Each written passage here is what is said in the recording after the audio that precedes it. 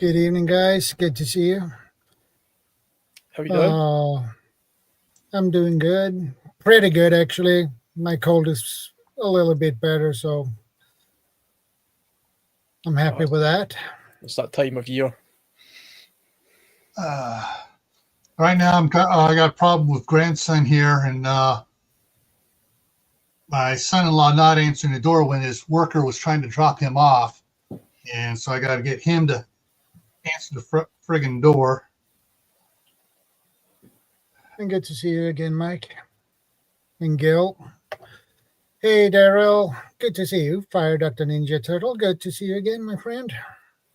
I'll be right back. Yeah, no problem. And Elusive, Dartmoor Survival is in the house as well. And Mark was in the beginning, so he will pop in probably, as usual.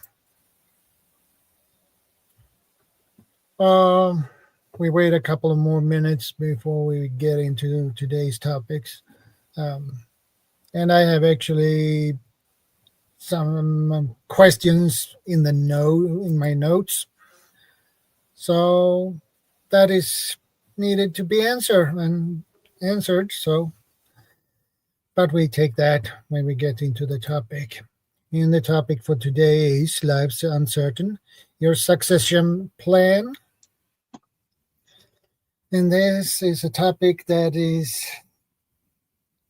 forgotten in considering Gil. Woefully under talked about.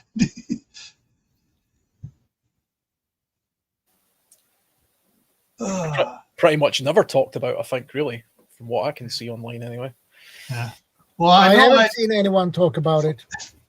I know that, let's see, about 2 years ago, Uncle Al died Bullfrog, and I talked about it. And a couple of years before that, Southern Ohio Prepping and I talked about it.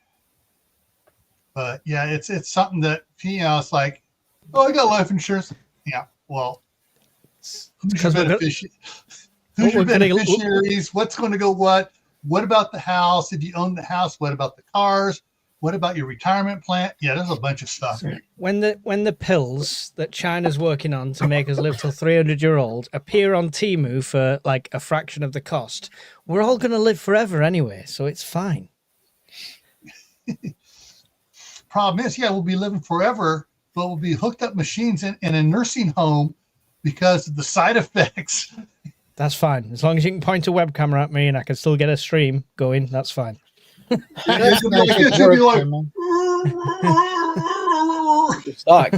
Can you imagine the age of retirement if we lived till we were 300 and my job would expect me to work until I was 295. But imagine the lump sum on your pension that you'll have accumulated in 200 years. Yeah, for that 5-year lifespan you've got near the end, which they'll tax and take back. You need all that for the machines to keep you alive. Exactly. Good to see you, Anunnaki. I put some notes with some certain questions. The questions you put in the mail, I put in the notes so I remember them because I don't want to change big tabs between the YouTube studio and my Gmail. So that's why I put them in the notes. And I have some other questions on top of that extra. So that will be interesting. Fire away. There's a picture. Anunnaki, I just got a cold, but I feel a little bit better.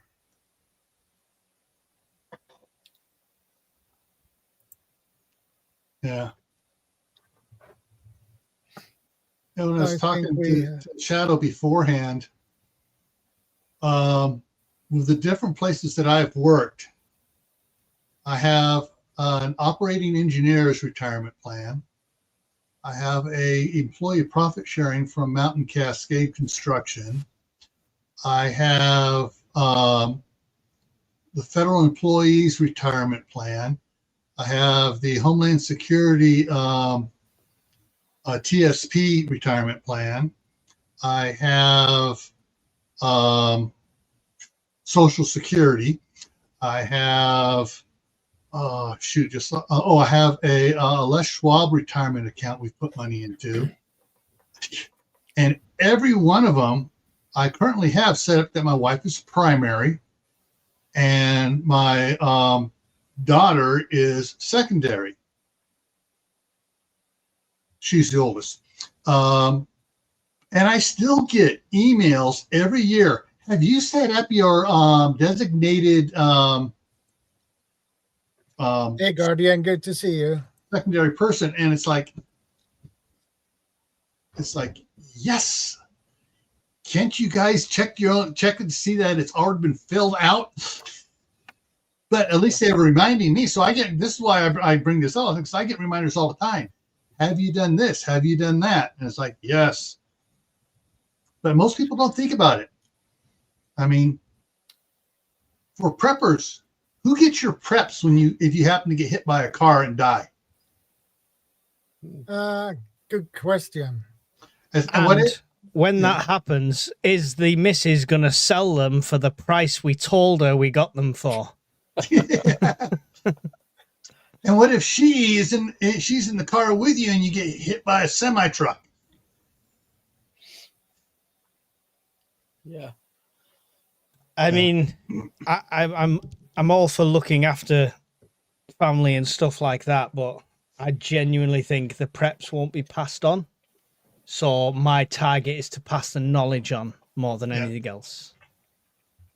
And one of the things that back in 1971, after the Sylmar earthquake in Southern California, my parents finally got on the stick and started getting stuff. And they had a year's worth of freeze-dried food from Sam Andy. They had 25 6-gallon buckets of Red Winter wheat and some other stuff. And there was some cardboard barrels packed with toilet paper and some other things like that they bought in bulk. They put in these cardboard barrels my dad got for free. And out of, there was my sister who's 10 years older than me, my older brother, me, and my younger brother. Guess who got all the preps? The only one that was teaching it at things. They gave it to me and my wife because she didn't trust the others to do with it what they should be doing with it. And occasionally we will still open some of those cans from 1971 of freeze-dried food, and it is perfect, still good. Absolutely fantastic. Guardian Prepper's in the house. Yeah, I'm gonna check if he wants to join us. So I get him the link anyways and see if he wants to pop up. He usually does. Yeah. But and one of the reasons why I know I got it because I was more into prepping, than my brother was a little bit, and my sister was a little bit. My other older brother, none at all. But for us, my daughter across the street, she's got half the basement filled with food storage. My son donates money to my wife to buy more food storage for the house because he's renting from her, but he has a whole bunch of other things out in the shop for, like he's got I think he's got like 20 about 20 of the 20-pound propane tanks out there filled, and about 15 5-gallon jerry cans out there filled with gas. And once a month, he pulls 2 of the jerry cans out, fills his car up with it, fills them back up, and puts them at the back of the line. But yeah, That's the way you should do it. Yeah. So if you're going to do preps, you need to, the best thing to do is get those that you love invested in it. Find out, what do you want to have in case everything goes out and the store's closed? What do you want to have? And get them to buy it. See, then your wife will be, they'll say, oh, I bought this stuff. I'm not giving it away. I know what it's worth now. I interviewed somebody on my channel on the Prepper podcast once, and it wasn't part of the interview. So I won't say who it was and stuff, but they had a father who was based overseas, who was a prepper, and he had a container full of stuff, and it was just more to ship than it was to just let it go. So a full container's worth of preps just ended up, I don't know, going to the highest bidder, I guess, at some point. Yeah. But I mean, I foresee that with my storage unit and stuff like that, because as much as I want the kids to be involved, they're not gonna they're not gonna carry it on in that way, I don't think. Yeah. I think it's interesting as well about inheritance and things like that as well. I've been kind of unlucky enough, I suppose, to have been the executor to a couple of wills, my grandparents' wills, both of them individually.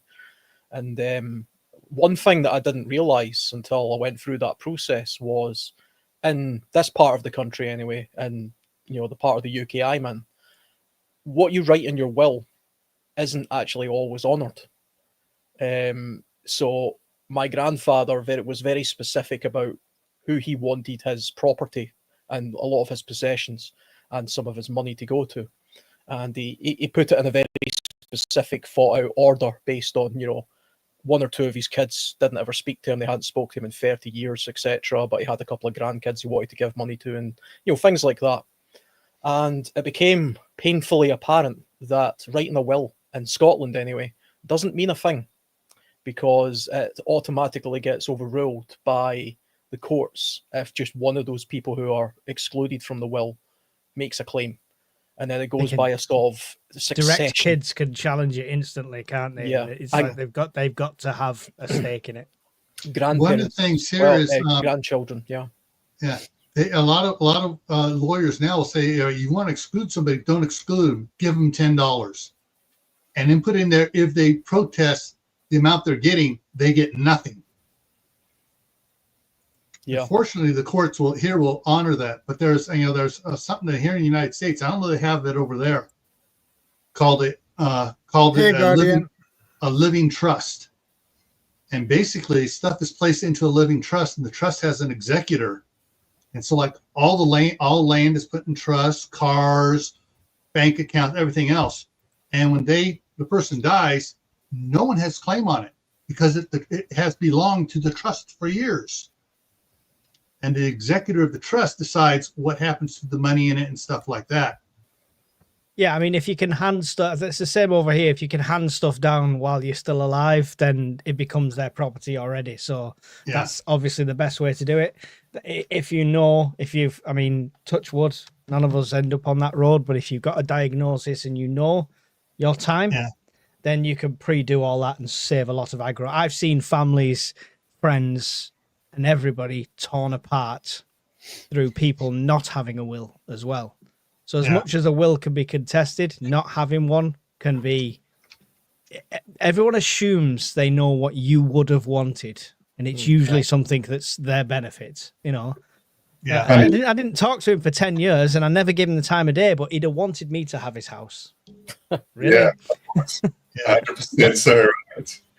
That's the thing I like about having a video will with the written will. That's exact. So basically, you have the written will, and on the video they're reading it to you, and this is why you're not getting this crap, because you ignored me. You've been disowned, type thing. And at the reading the will, and all the relatives are there, and they can't say crap because the video is saying no. I don't like you. You dishonored me as your grandparent or whatever, and no, you're not. This is why you're not. This is why you're only getting $10. Kids, I've buried all my gold and silver at an undisclosed location. You must use all the survival skills you ignored from me to find it. The first one to find it gets it all. That's very well said, Mark. I think that would actually work. I really think. Well, specifically, they've got to kind of find the code through the knots as well. Do like a knot test for them. Like everything. There'll be everything. It's going to be like National Treasure. It's going to be a whole adventure across the world to try and get the money. When they get there, they find out I've only got copper, no gold and silver here. Sorry. In the UK, they have inheritance taxes as well, which can be astronomical. So definitely something to sort of look into once you're You got a lot of people have property that increases in value without them even really knowing about it, and so they fall into the inheritance tax bracket without having any idea, and that it can be a horrendous amount of money. Yeah, they could have bought a property for 100,000 30, 40 years ago. That property is now worth nearly £1 million. Yeah. So to pass it on, it's more than any of them have income wise, and this is why farmers are kicking off at the moment about the taxes and the inheritance taxes over here and stuff like that, because farmers generally are asset rich, not cash rich. Yeah. So they're to pass it on to their family will be lumbered with a bill, which they then have to sell assets and land off to cover the bill. Yeah. They have to ironically sell the farm in order to inherit the farm.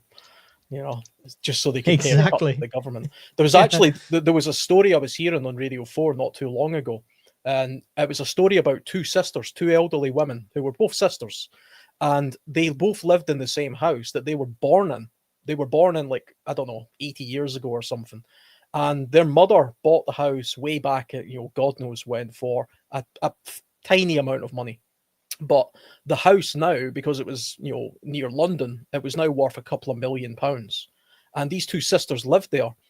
But if one of the sisters died, the other sister wouldn't be able to inherit the house because she would have to pay inheritance tax. And they had no money, these two sisters. They were just living off a normal pension. But the value of the house was so astronomically high that even though they both owned the house, one couldn't give all the assets to the other without paying some sort of tax. And because they weren't married, of course they couldn't be because they're sisters. There was no way around this. And so if one died, the other one would have to leave. It was mental. There is a way around that. It's called, at least here in the United States, it's called a quick deed sale.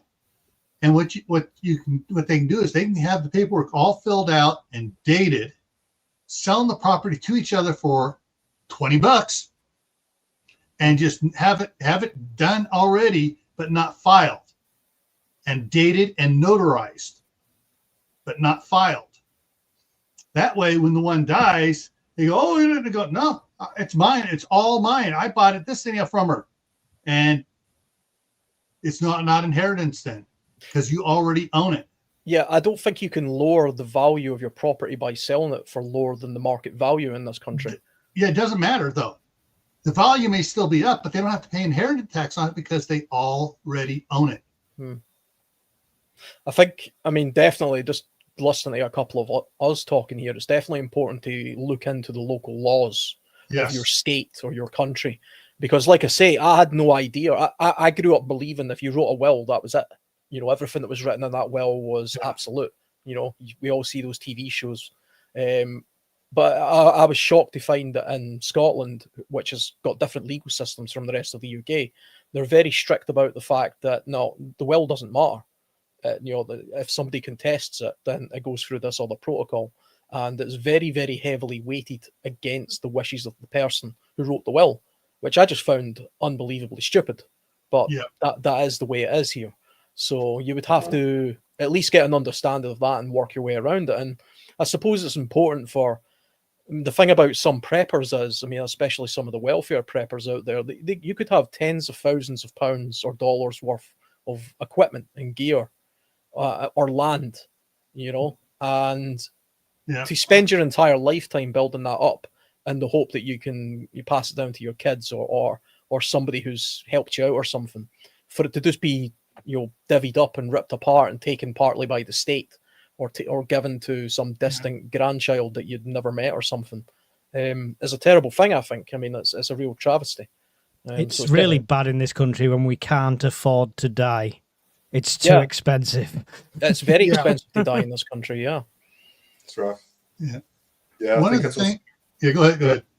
No, after you, Gil. I can hold my thought, no problem. Okay. Fortunately, here in the United States, there's some really great laws around all this stuff. There are the trust laws, LLCs, and S corps. There is you can set all your land in a land trust, and someone can say, "Well, that was it." And you go, "Nope, that's been owned by a land trust for years. They've been paying rent on it to the land trust." So, like if we put our properties here in Idaho and into it, there'll be a land trust for the one across the street, a land trust for this one, and we pay $5 a month rent to the land trust because it is an investment corp. The land trust is listed as an investment corporation for the family's living trust, which covers all personal property. And you can have a trust controlling an LLC, controlling an S corp, controlling the land trust, the whatever, everything else, and it belongs to the trust, not the person. So the person dies, it's like, oh, they're renting, and there's no thing to trigger. Oh, we need to collect inheritance tax on it. No, because that was set up through a retirement investment corporation, which controls the land trust, or controls the LLC, which owns all the vehicles. And so it's one of those things that's, you got to go through all the paperwork ahead of time. But hey, going through the paperwork ahead of time is going to eliminate a lot of pain later on, especially for your spouse or your kids. Okay, you were going to say. No, you're right. It's a practical point, and I think that we should try and be more practical with everything, right? Logic needs to be your core value. So basically, when it comes down to the way that I've seen families kind of be torn apart, as soon as, a relative dies, or there's sort of inheritance, or there's, money that's going to be handed down, or property or something, the way that I've seen people that would claim to love each other, like relatives and stuff, be like savage. And it's how many different times that I've seen an exact repetition of this. So it's just like the way that, I don't know, throughout my life as well, like the pursuit of actual material wealth when it comes to money and that as well, I've seen like disgusting things. Like I hate greed, and I'm being serious when I say that it's like a common thing. So your succession plan on this topic, life is absolutely uncertain. Like I don't know how I survived till 40. Like it blows my mind. But like realistically, when it comes down to like where we're heading and to hand down things, like it's more about like improving the property that you have for your little ones. We can't even always say over here that that there's going to be any sort of hand down of property, because, and I don't want to get into like the property rights thing for South Africa. It's a whole mess in many ways. Those who know, but basically what I'll say about it is that it's just trying to hand down knowledge. As Mike was saying, it's the best thing you can do. Like it is absolutely the best thing that you can do to like encourage, people beyond yourself. And when we are prepping, a lot of the things that we do prep, if they are to stand the test of time, like very rugged, durable, long-lasting items, then we are able to, hand those down. And it's just something that I haven't actually said on live stream. And usually I keep things a bit personal. But my son is being born in 1 week from now, and it's actually like it's an incredible congratulations. Experience. Thank you, Mike. I really appreciate it. Yeah, like I'm on top of the moon. Like I'm so happy. I'm like really like I can't wait. So yeah, it's just like a week from now. And basically, an opportunity as well. It extends another opportunity. Already, I've been trying to teach my little ones already that I have. But for this time being, I can definitely pass that knowledge on and pass a lot of those preps on. And I think that it's really important to have those plans, like such as a will in place, because if you don't, then it really is like terrible seeing people, like at each other's throats about material stuff. Yeah. And as I mentioned in the beginning, I have some questions that Gil wrote for me. Can I add to Guardians before you do the questions? Yeah. Can I just add to his point very quickly? Sorry, before we change the topic, just because he mentioned like the whole he hates people being selfish and stuff, and I've seen that with people where siblings like jump on and take people's stuff. That works on the other foot as well. You as an individual, if you're getting older, if you're getting later in life, if your health's not great, think about setting up your kids, your family in life. So think about setting them up in business. Think about what you could do for them now while you're still here, rather than hoarding everything and then all of a sudden you're gone.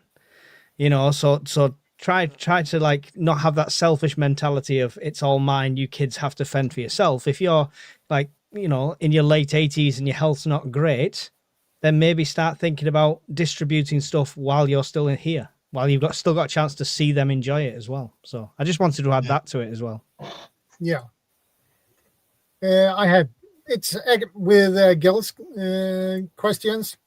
I have, and with my questions, that is totally 10 questions.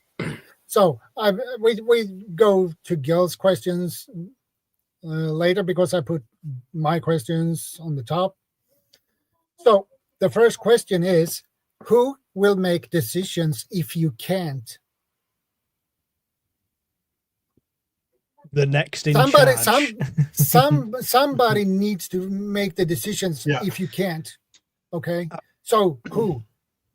So, I mean, are we talking about SHTF? Are we talking about just if something happens to us as individuals in peace times? As individuals in peace times. Yeah, I mean, it would pass on to my partner. She would make decisions as it were, so kind of thing, if I wasn't able to.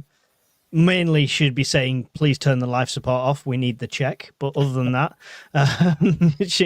generally, it would kind of pass down that natural pecking order that a family has. I think a lot of families already have that kind of natural leaders within them. So that's what I would add to that.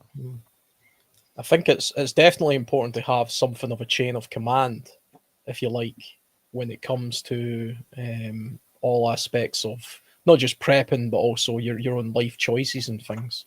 We can talk a little bit about the real world situation that we're in just now, where it's obviously tends to fall to your wife or your husband, and then the SHTF situation where it may have to fall to, I don't know, maybe you have a son who's of an age where he is able to sort of take charge of some things, because it could be that you're getting on in years and so is your wife. So it makes more sense for maybe an older son or daughter to take charge, kind of like a head of the household, you know, the way they used to do it in the old days.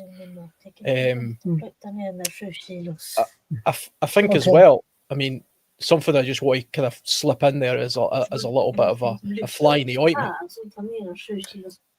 is we're talking about sort of inheritance and succession and things, but one of the biggest scuppers to this, I find, in the real world, are marriages breaking down. You know, everybody has this notion that they'll just pass everything on to their wife or their husband. But if you're not married and you live with somebody, I've never been married. I have lived with somebody for 20 years. You know, legally, she would still get most of the rights of a married person. But falls under common law over a certain period, right? To some extent, again, in Scotland, there's actually no such thing. So, you know, she doesn't have automatic rights to things like the house. I have to actually put that in writing and do it a very separate way. But again, that could be challenged. So there are legal hurdles and things you have to think about there. But if you are married and say you're on the process of divorce, I mean, a lot of your possessions and succession plans could be scuppered simply by that. You know, you could find yourself in some cases impoverished by a marriage breaking down, for example. My divorce cost me about 10 times more than my wedding cost me. Just throwing that out there. Well, yeah, I can believe it. You know, I've got many a friend who have, you know, they're on their second marriage now, and honestly, I mean, first one's a practice one. First one's a practice one. Next one's for real. It's fine. Yeah. One of the things talking about. Sorry, Gil. I was just telling Mark that my wife strongly disagrees on that point. It's on an individual basis, Mrs. Guardian. I promise you, it's me. It's not you. Not a problem at all, buddy. I'm completely messing with you. It's fine. One of the things Sorry. I know they have here, I'm not sure they have it in your guys' countries, for medical purposes, is the written orders for yes, resuscitate, no, do not resuscitate, do not administer certain drugs, do this thing. This person has full power of attorney if I am unconscious and unable to be regain consciousness in 48 hours. This person has full power of attorney to do whatever. There's all sorts of legal documents here you can get filled out to take care of stuff like that. However, those documents need to be updated as if you start to get a divorce, because sometimes things happen to people while getting a divorce, and he has this do not resuscitate order. Yeah, I mean, I changed jobs, and not long after I'd broke up with my ex, and it was only when I changed jobs I realized I had to reassign who got the death in service kind of payment. So even though we'd broke up, if something had happened after that period, she'd have cashed in. I mean, if that's not motivation to run me over, I don't know what is. So watch out for that and make sure you let them know you're no longer in the will. I didn't know he was standing behind the car. He was in front when I started looking down. I thought, sorry, but I didn't know he walked behind the car.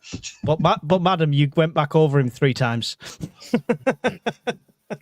No, it's definitely like a situation where I don't mind, making sure that my wife at least gets something as well, even if I've got to pay a bit every month. Obviously, for life insurance, it's something that I'd much rather leave, her in good hands as well financially, just so that there's that dip bump.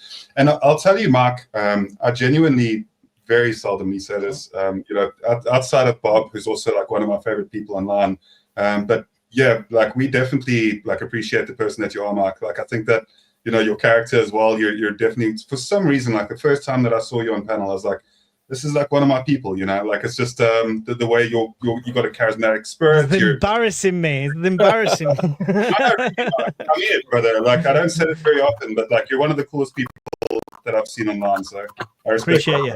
I appreciate you. So you can make all the jokes you want about second wives and stuff, and we won't mind. You completely forget them. You won't mind, but you might see a hand come in behind me and just smack me up the back of the head at some point. Right. Oh man, it's good. Yeah, there's a lot to be said when it comes to just the long-term plan of what a person, and not just yourself, but also advocating for preparedness as well within your community. And getting people more involved in gardening, getting people to take, more responsibility when it comes to just looking at local emergencies.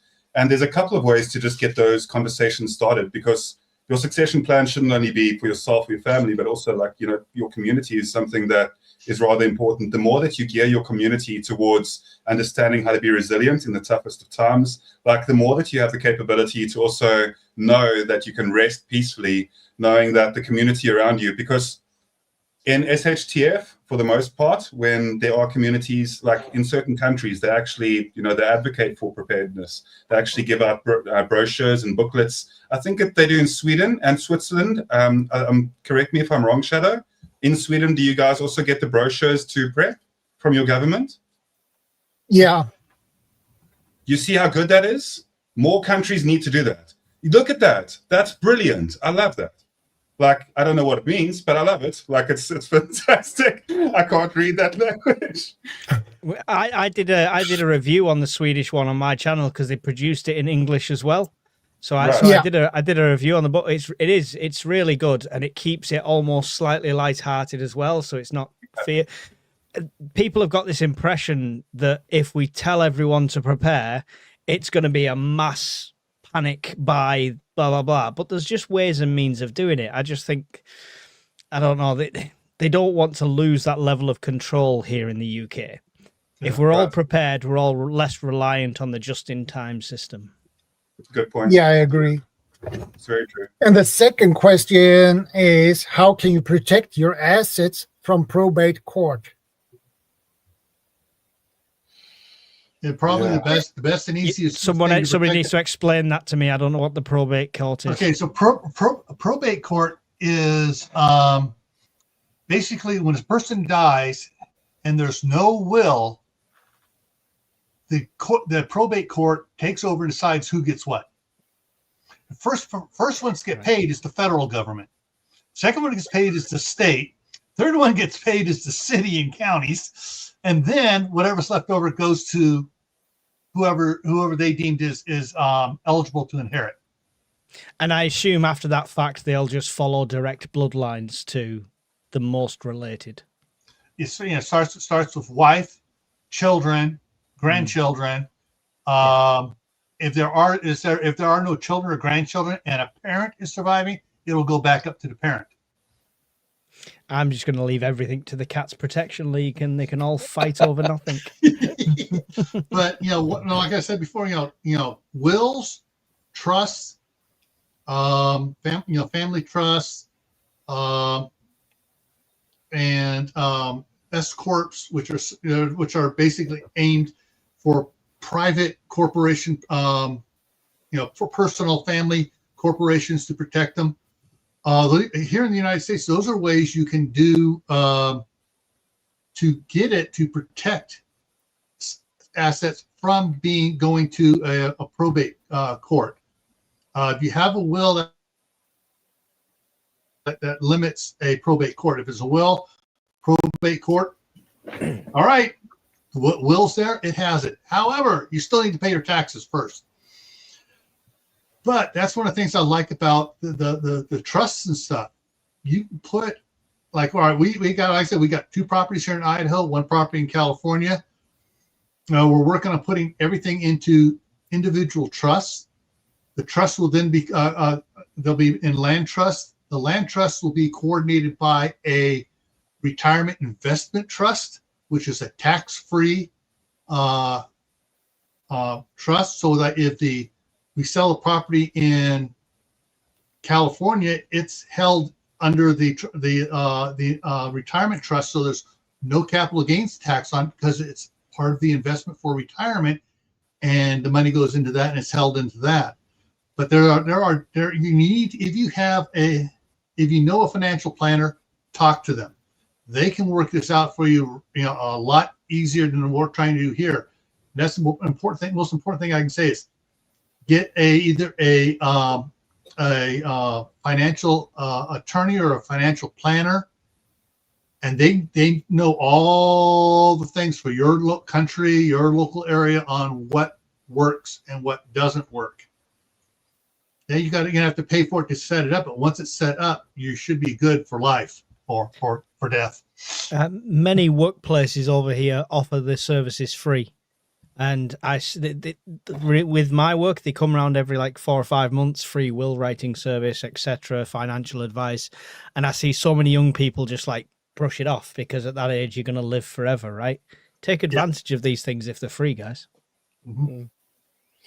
I think another thing that's probably quite important to remember, it's something that we should prep for, is it's all very well and good to have things like, okay, I've got life insurance, I've got this pension plan here, I've got this pension plan over here. One thing I realized when my grandparents died was this stuff was scattered all over the place, and it was very hard to find any of this information. You could have a life insurance plan, but when you die, they don't know you've died. Or you could have an old pension from a job that you've had 10 years ago, and it's just sitting there gathering dust, or an old bank account that has cash in it, or stocks and shares that are just sitting there redundantly doing nothing because they don't know you're dead. And your relatives or whoever you want to pass this stuff on to don't know where it is or that you even have it. So, I mean, one thing I tend to do is I've got a spreadsheet on my computer, which isn't password protected, so it's really just a document to kind of keep track of what's coming in and what's going out. But along with that, I've got things like, I pay £30, a month life insurance, for example. But next to it in the box on the spreadsheet, it has the policy and the company. So, if I suddenly died while I was sat here right now, my partner could at least look at that document and say, okay, he has a life insurance policy and it's with this company and this is the policy number. So that takes away a lot of the heartache and the expense of getting a lawyer to track all this stuff down, because that would be the most common way I imagine it gets done, is you go to a lawyer and then they use means to digitally find out where all your pensions and life insurances are, but they'll do this at a great cost. You know, if that happens, Alan, I'm keeping the advert revenue from the viral clip that I'll get from it, just so you're aware. I just want to be completely transparent with you. You're a good friend. I'm going to definitely monetize that if you do. If I suddenly just do this, keep going, just keep streaming. You know, do not end the stream. I give you full permission to carry on. Like I said, my wife and I have matching thumb drives, and we have, password protected documents in there showing where everything is, what is the username and password to all these accounts, so they can act on it. Yep. So, and then the thumb drive itself is password protected as well. And I've got a couple of thumb drives.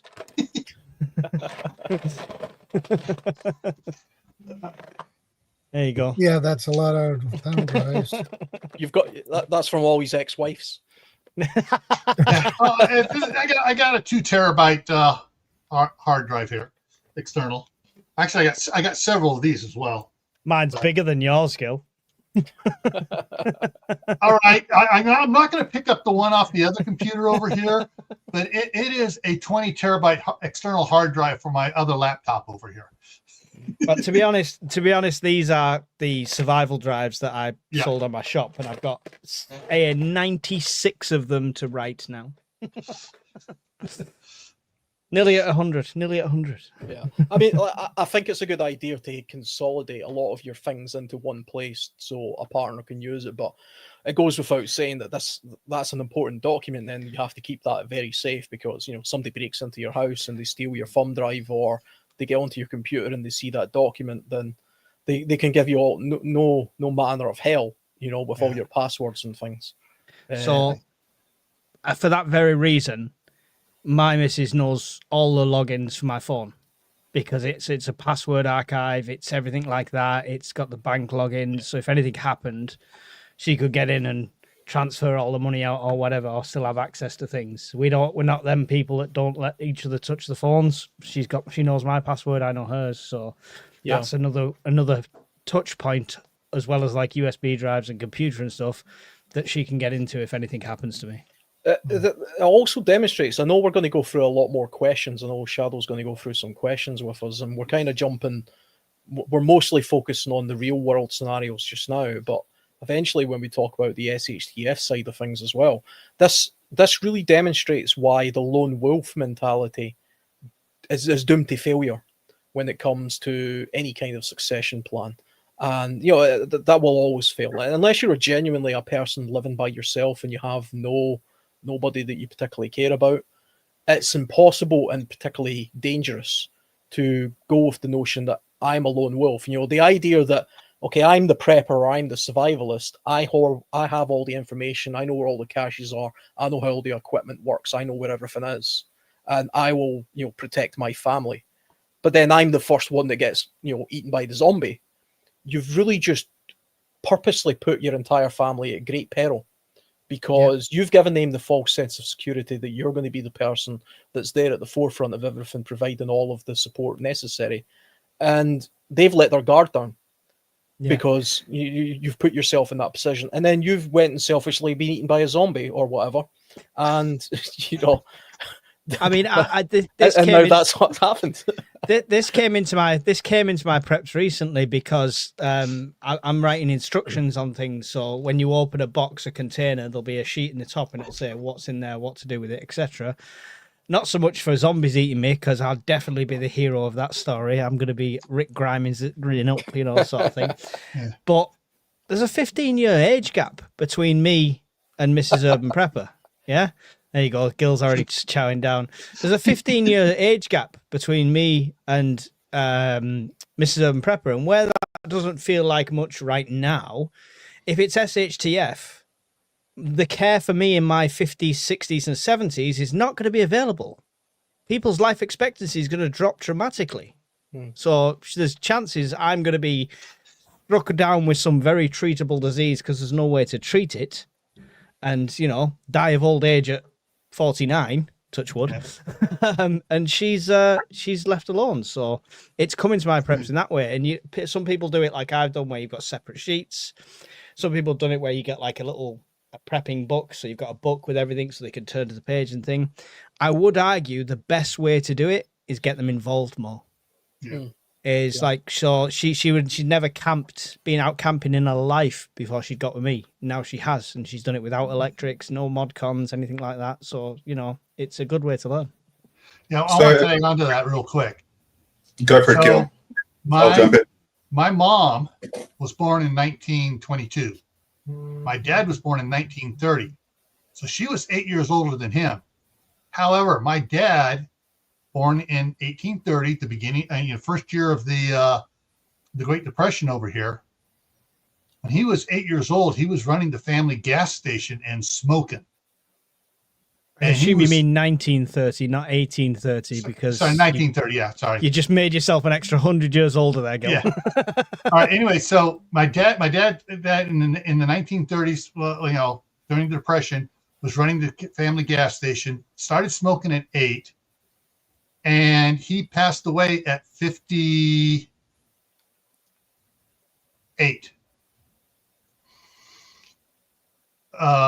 59. Father's Day, 1989. He passed away. My mom lived until 2008. And she was 8 years older than him. Now, I did just the opposite. My wife, the staff sergeant, is 8 years younger than me. She turned 60 next week.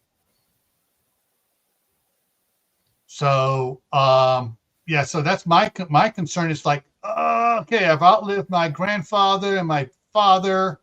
My grandfather died because he got ran over by a horse and cart, but that's different. that was an accident. Still, things happen. So, yeah, preparing, for my wife, I'm trying to make sure that like everything here in Idaho is done in the next couple of years, where she doesn't have to do hardly any work to get the garden going. I got the orchard going, got everything going, so its property is self-sustaining for her when she retires from her work. And, yeah, that's smart. Yep, specifically with regards to the orchard. Love it, Gil.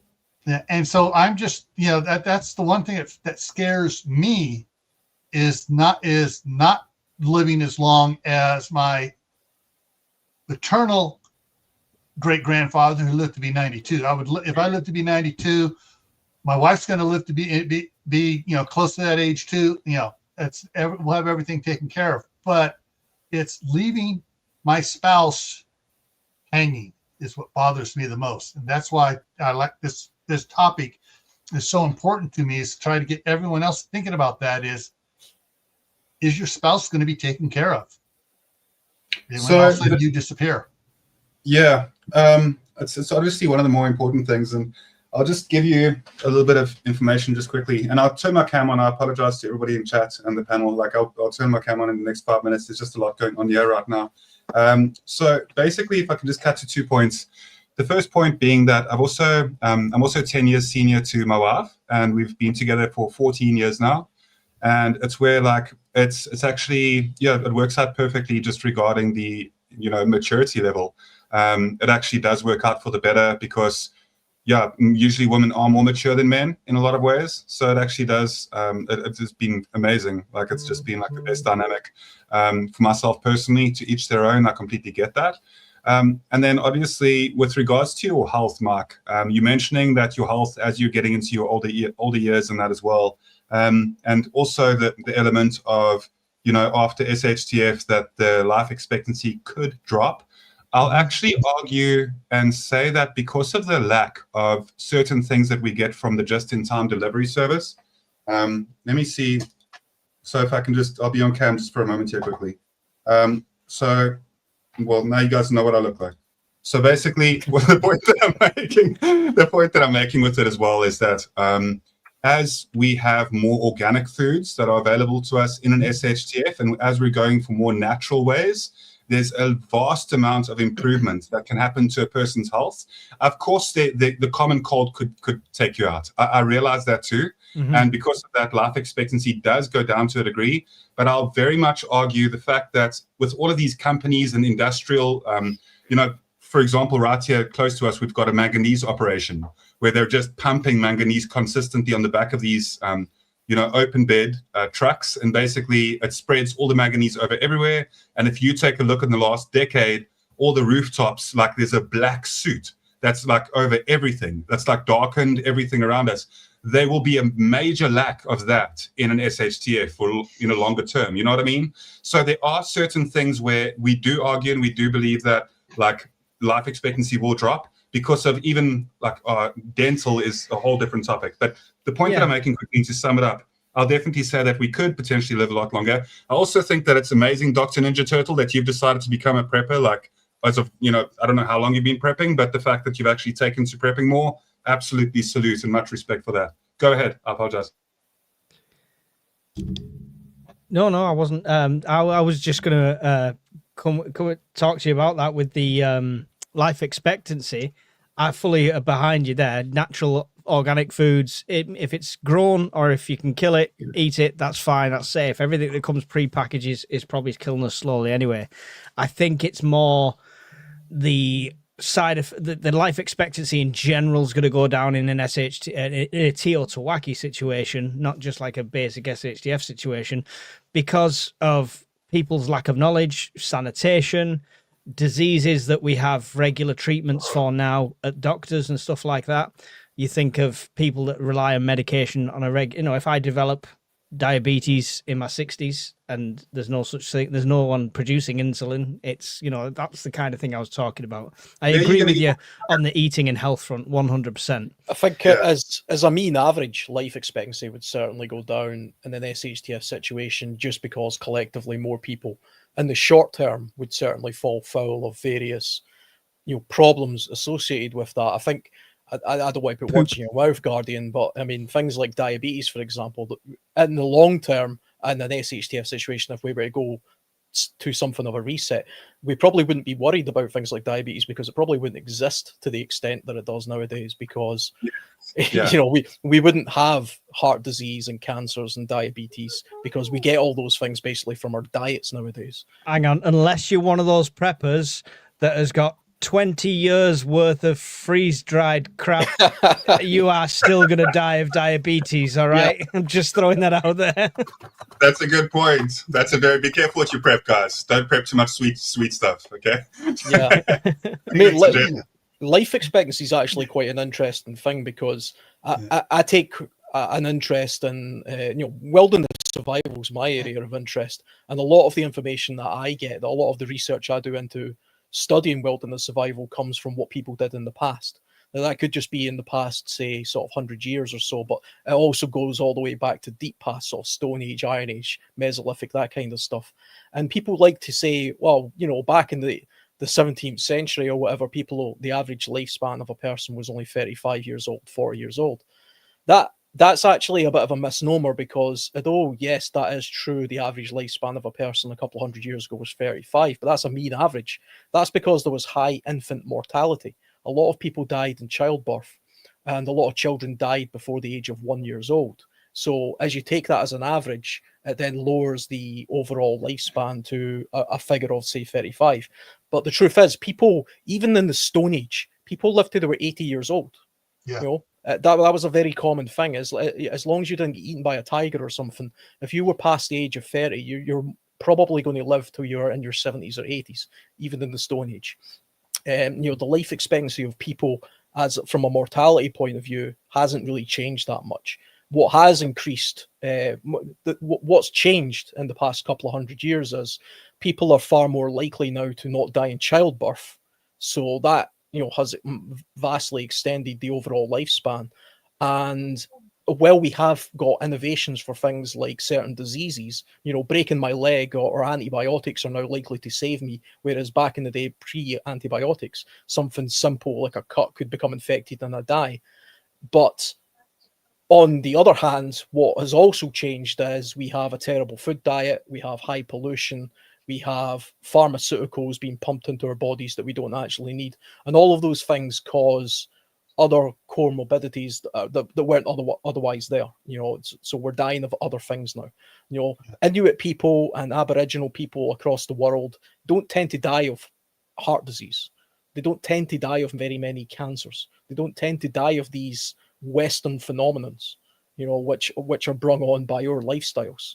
But that's counterbalanced by innovations in medical science like antibiotics and things like that. So it's a bit of a happy medium in that sense.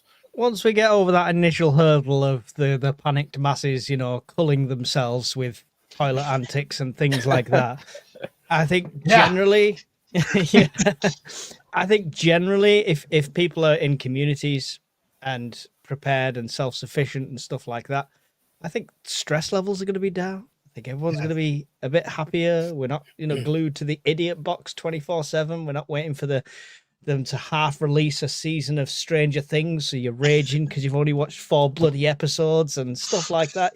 All these stresses of modern life will disappear. The stress will be how much wildlife is still out there. How's this crop going to yield this year? That's what the stresses will be. I mean, a lot of the problems with modern society is we live in a sanitary lifestyle, a stationary lifestyle. I mean, just doing what we're doing right now, sitting here. I spend a lot of my time at work in a seated position. I do a little bit of physical stuff, but a lot of it is just sitting down. And then I come home and I sit down again. Or I go into these warm environments and I sit down and I stare at a screen. Whereas just 70, 80 years ago, people were far more proactive. They were exercising. They had to walk to work. They were working physically in a field. They were doing something manual, and there was a level of exercise going on there. There wasn't. If you take a look at videos of people on beaches back in the 50s and 60s, there's not a lot of obese people walking around. Take a look at any video of people on beaches nowadays, and it's spot the healthy looking person. Most people are morbidly obese and not particularly looking overly good, because we have these stationary lifestyles, Do you have a garden? Do you have a garden by chance, World Survivalist? I do, but it's not very big. I mean, it's okay size, but it's not large enough to be able to do it. It's not the size, it's what you do with it, Alan. Well, it's I would put it this way: the garden is not large enough to be able that I could grow any kind of sustainable seasonal crops that would feed me and my family with. I could grow some things there, but it wouldn't be enough. I would always be dependent on the supermarket. Can I ask if the garden is the space of the room that you're sitting in right now, at least? It's bigger than that. I mean, it's maybe, it's 10 times the size of this room. But it's I don't think so much. So no, wait. Let me just for a second. The reason why I bring this up is because obviously there's an extremely high value in just calisthenics. So calisthenics is utilized by prisoners throughout the world, and it's utilized by the militaries wherever you are. Calisthenics, as you know already, Alan, is just for people watching if they're not used to calisthenics. It's basically just using body weight consistently, and same as walking, exactly what Mark's doing there. That's calisthenics 101, dips. Yep. It's the best thing that you can possibly do. And calisthenics through gardening is a whole different world as well. So when I say that, your garden, even if you could give me the same space of area in a garden, the same size as your room, and I would be able to provide a sustainable amount of crops just from growing vertically. So that's the idea, looking at what can grow in your area and then growing up instead of growing across. Growing annuals and growing rows and rows of lettuce and cabbage and carrots is very 1990s in a lot of way. And I think that food forests and stuff like that, when it comes to your capability, looking at what can grow in your region. I know that some things you might need to grow in pots if it gets too snowy out there by you, Alan. But I think that for the most part, you'll be surprised what you can get away with. And then all of that exercise and workout that you're doing to establish your garden, I don't even need to work out if as long as I did about 2-3 hours of gardening that day. I promise you that there's so much value in just setting up your garden. And if you haven't got it a food forest already, what an amazing opportunity to turn what you have already into something that's sustainable for yourself and for your family, while getting closer to nature, while advancing your capability to be more self-reliant as well. So just my thoughts. Yeah, I mean, it's definitely the case that there's a large gap in my knowledge with what I can do with a garden space. I mean, though my garden is sort of, like I say, it's probably more than 10 times the size of this room, but you'd have to factor in the fact that there's a huge trampoline and a garden shed and I get a car garage and a bunch of other random stuff out there. I've only lived here a few years as well, but I'm lucky enough that it's a fairly blank space, so I could potentially do something with that garden. It's a lot more seasonal here than I suspect it is in South Africa as well. But 2026 on the World Survivalist channel, guys. He's going to be doing his garden. Stay tuned. Thrilling stuff. That'll be great content. I actually will grab your ear at some point. I'll send you an email, Alan, and we can have an offline chat as well about gardening. I'm actually going to be doing that as part of a company that I'm doing, and I'll give it to you free of charge as well when it comes to knowledge transfer and that. But I'm actually going to start setting up, and I can tell people this on the panel. I don't care how many people have the same idea as well, like if you're passionate about it, but I'm going to start setting food forests up for people as a company. That's the company that I want to start with. And I'm actually going to start establishing that in different areas and trying to get more people encouraged. And I'll absolutely give you all the knowledge and information that I possibly have. We can even you can, without, with complete operation security, you can give me a picture of the area of land that you'd like to convert, and we can chat about it. We can converse. I'll make sure that you're passionate about it as well. I can hype you up so much about it that you'll definitely be intrigued by, just continuing on. So I love it, Alan. We'll chat. Don't worry. Yeah, he's not lying. He got me doing push-ups till my shoulders nearly fell out. He's not lying. Yeah, I mean that sounds great. I mean, I'd really like to get into that, and that's a fantastic idea. Actually, I mean, I can think of lots of amazing benefits if everybody did something like that. We would be a lot less dependent on things like the just-in-time food chain scenario that we're in the UK, for example. I mean, during the Second World War, allotments were all over the country. People used every little space for allotments and guerrilla gardening and growing their own food and produce and things like that. And we just don't do that nowadays in this country. And we wonder why we have food crisis. And yeah, I mean, I do have a garden that's, it's not a large garden, it's not a small garden, I suppose, but at the moment it's mostly a wasted garden because it is largely just stones on the ground and a trampoline and a place to park the car and a shed. I could be doing a lot more with that, and I will do a lot more with that. And, I'll absolutely take you up on that offer, Guardian. That sounds fantastic. It's 90% of the world. I think we should all be doing that kind of stuff. It's 90% of the world, Alan. It's definitely not just you. It's like 90%. If I go for a walk in my local neighborhood, or if I go onto Google Earth and I go to any country in the world that's got Google Earth tracked out, and you go and look at all the gardens, look how much wasted space humanity is how many lawns are out there, just grass patches that is being unutilized that could absolutely turn into food. It's gold right there, right? Yeah. So for Dr. Ninja Turtle, what is SHTF? So I don't believe that there's ever a bad question, and I love it when people in the chat section actually ask the panel questions and speak about that. So it's it's shit hitting the fan, and basically it categorizes pretty much any sort of either short or long term, usually a medium to long term scenario where shit's just gone crazy, whether it be complete power grid outage, whether it be small scale war, uprising, civil unrest, even a flood, anything. Yeah. A sudden detrimental collapse or change. Sudden detrimental change is how I like to think of it. On top of that, you'll hear us mention Teotihuacan as well, which is the end of the world as we know it. Now, don't mistake that as us talking about the end of the world.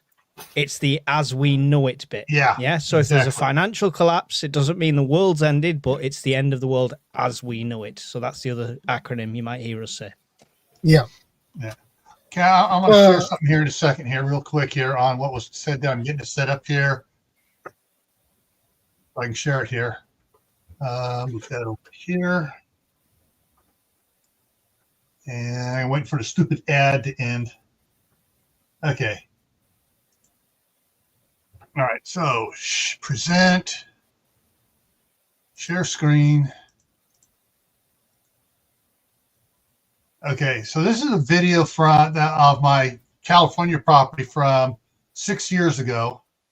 And if I move it, not playing, I want it to drag it. There we go. That is the front yard in California. The lawn is gone. There's in the front is some roses around in front on each side. My wife wanted this nice lawn, put it in. 2 years after she had it in, she goes, "Crap, I want to grow." Right. She Who pulled. is the young man with the mustache? That is the Homeland Security Emergency Management Coordinator. All right, okay. He retired in 2018. All right. And let's see. So he was moving along. So you got plants, but raised planter beds and everything else here on it. All just about everything there is edible. The strawberries and all the different plants she has in there. When she just turned over, getting ready to start more stuff there. Cactus. The cactus are edible. Little lemon. No, that's the apricot tree. And she's got zucchinis and cucumbers growing all over the place. But yeah, and in the backyard, there's no grass in the backyard either. The backyard is an orchard and more garden area. We have zero grass there. Here, every year, I'm eliminating more and more of the huge grass on this 1 acre lot and enlarging the garden and the orchard here every year. And so, yeah, he's talking about getting rid of the lawn and growing. That's what we're doing. The best thing you can do, and it's also it creates like mini. So for the most part as well, you can create mini ecosystems in your area, like on your property, and that's what Gil's basically been doing there as well. And obviously, what that does is it starts really attracting all the beneficial insects as well and pollinators, and you'll be surprised how things just start balancing out. But there's I really. When I start talking about this topic, the reason why I'm getting into it as a profession as well is because as soon as I start talking about it, I can just end up rambling. So I won't do that here, but I will say much respect to that, Gil. It's a very smart way of looking at things, and it's the most practical way that you can possibly take care of yourselves and your families. Yeah. Yeah, and the next question is, what happens to your children, pets, special items when you're gone? Good question. Well, yeah, it is. The passing down, if it's SHTF, I think a garden like Guardian's on about, that's the best thing to pass down, because you're passing down a food source, whether it's peacetime to save the money or whether it's SHTF to keep them alive. What happens to them is depending on how much you do to prepare them now. Yeah. Is my biggest giving them the knowledge now. But my youngest is he's 26. He has a full-time job. The next one older, he's 29, has a full-time job. My daughter, who's even older, has 4 grandsons. Those are the ones I need to worry about. But they have chickens and they have gardens and they have an orchard over there across the street as well. So, but for those like Guardian, who has a new one on the way, that's where the planning comes in on setting up insurance policies, trust funds. One of the things we did with our kids was we set them up with their own bank account, and we paid them to work around the property. It wasn't an allowance. They had to work to do it. And we paid them up into the taxable limit for the year. So everything they got was tax-free. That's awesome. And then there's also here in the United States, there's the gift tax. You can give a certain amount to family members. That's tax-free. And you get to deduct it. So if I could give my son $2,000, he doesn't have to pay tax on it because it's in the allotted amount for gifts. But I get it deducted as, helping a family member. My wife's the accountant. She does all the paperwork. But yeah, so For older kids, you should have been starting earlier, passing knowledge on to them, help molding their interest and their direction. And for younger ones, start now. Start, making prepping fun for them.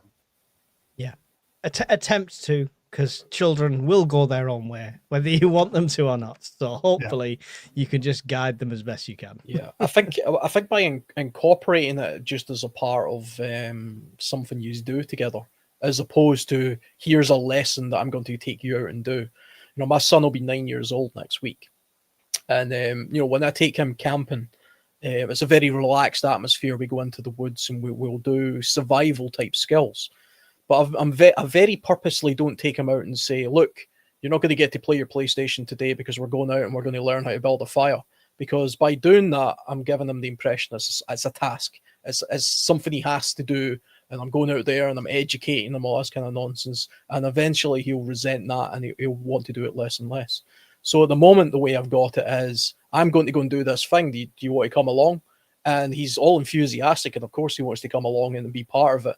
And we just do things there, and I show him how to do something. He'll do it, and I'm educating him, but he doesn't really realize it. He just thinks he's part of it. He's just in it. He's just doing it. It's just a thing that we do every now and again. And hopefully, eventually, he'll get to a point where he's a little bit older and he realizes I suddenly have these skills, because I've been doing them for so long and I never even really knew I had them. And then you can focus your attention to the more specific skill sets, if that's what they're interested in doing, because of course, kids will do their own thing. If I grew up in a sort of very rural-y type backdrop, I come from a sort of fishing and hunting type, in the Scottish Highlands and all that kind of stuff. But I never ever seen that as something I was being forced to learn to do. For me, it was just a part of a lifestyle. It was just a lifestyle of going out and doing these things. And I accrued the knowledge as I went along. And it just suddenly became part of who I was, by accident almost, And that is the best way of doing it. I mean, survivalism for me is always about installing not just a skill set, but just an absolute mindset, a mindset of survival, a mindset of being able to go from one day to the next, no matter what, adversaries in your way. You don't need to have stuff. There's less of a dependence on stuff. It's about, this is where I'm at. This is what I need. How do I get to that point? Next, use this kind of mindset. It's the survivability mindset, as opposed to the how much stuff can I hoard and use, because ultimately that in itself becomes a bit of a problem. That becomes that's something that's weighing you down. The stuff that you own ends up owning you and all that kind of stuff. Stuff is great though. It's good to have stuff and learn how to use it, because why wouldn't you?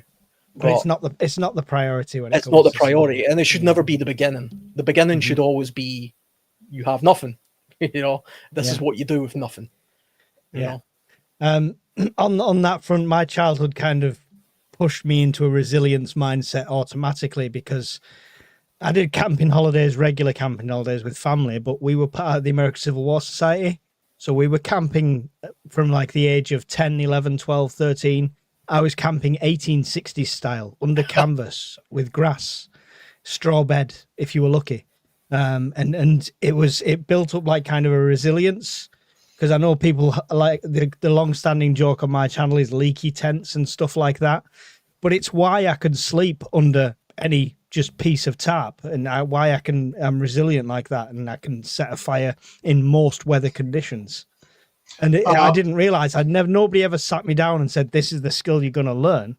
Yeah. It was just one of those things that was like, if you want breakfast in the morning, you have to start a fire, weather be damned. Yeah. What you talked about doing those, camping with the kids and the reenactments and stuff. My dad was a real American cowboy. He was top 10 rodeo for 10 years for all around cowboy. Nice. We learned to sleep out on a wool blanket and a saddle. That's the way to do it. I mean, it would be, we went out to Death Valley. Death Valley's hot in the daytime. It's freezing at night. And we, all right, put the horses over here, saddles will become your pillow. We'll blanket out there, and you sleep on the ground. It's the way to do it. It's the way to do it. Me and Alan are going out next week, and we're going to be on uninhabited miniature island and abandoned castle in the middle of December in Scotland camping. So, you know, it's what you do. Watch out for the ghosts. It's a genuinely haunted castle, apparently, so it should be. It even has a real dungeon. Not a very big one, but there's a dungeon there. It'll be we're gonna see if Brian, the Scottish prepper, fits down it. We'll let you know. Well, I mean, even something like that, for me, I'm taking that as an opportunity to it's a dry run as a bug out for me taking pretty much most of my equipment with me to a place to meet up with like-minded people to kind of see how that would go. You know, so to me, it's like a dry run of doing that. It'll be a bit of a laugh and make some content along the way, but it has a utility as well. And it's good to get your family to do those kind of things on regular camping trips. I like to have family camping trips a couple of times a year, not just in the summertime, because things can happen in the wintertime as well as the summertime. So those are the kind of incorporating things into your lifestyle way that I like to approach things. And a little bit as well, getting back to the original question, something that we've not really covered. I mean, it's all well and good to say if something happens to me personally, it then simply falls down to my partner or whatever. But should something happen to you and your partner, something that people in the past did spend a lot more time talking about was the idea of a guardian or a godparent. You know, so that could be something like, you know, something, you know, if I'm at a car and it runs off the road and both me and my partner die, you know, we've got kids and pets. Who takes them on? I would like to think that we had thought beforehand that we have, you know, a sister or something that has a family where the kids and the pets would integrate into their family. You know, they're like a god family or whatever. Usually this kind of falls to grandparents and stuff, but as time gets on, sometimes the grandparents, you know, they're too old for that. So you start looking towards siblings and their families. You know, it's a complex. I mean, to be honest, it isn't something I've massively thought through myself, to be honest. Only in a very rudimentary sort of way. But it's something worth giving thought to. What happens to if both of you, you know, get eaten by the zombies? What happens to your kids and your pets then? So that actually leads to a really important point too. So I'll address two things real quick. So your succession plan and making sure that the people that are around you in your close, you know, community circle or social circle, that they have the capability to also, you know, have the same skill sets as you. So training them like gradually and just giving them examples of what you're doing. Where World Survivalist was busy saying that, you know, to give the opportunity for his son to join in on an adventure rather is much more intriguing than to say, hey, you must come with me. And, you know, and if he doesn't want to come with this time, then you say, that's fine. Then next time you invite him again and, you know, it ends up that he's like, wow, this was so much fun. Like, I don't know why I stayed at home. I actually regret staying at home because of the, you know, and just allowing it to be like a natural fun outing as well. And doing like a medium level that's not too intensive either for the young ones. I think that that's important. Just having that capability is really good. And I don't know, it's something where if you do have the capability to share your skill sets around the people that are close to you, and at least have them be able to understand what preps you really have, even if it's like something like a Sawyer mini water filter, explaining how that works and like why to use it and why to keep a filter clean as well. There's a lot of filters out there that need cleaning. So just the basics and understanding like, you know, how to use things like that, and just a lot of like simple bushcrafting, a lot of capability when it comes to like some of your simple knots. Passing that knowledge on around you within the group is obviously something that's so important. Yeah, and the fourth question is really important, actually. What documents do you need right now?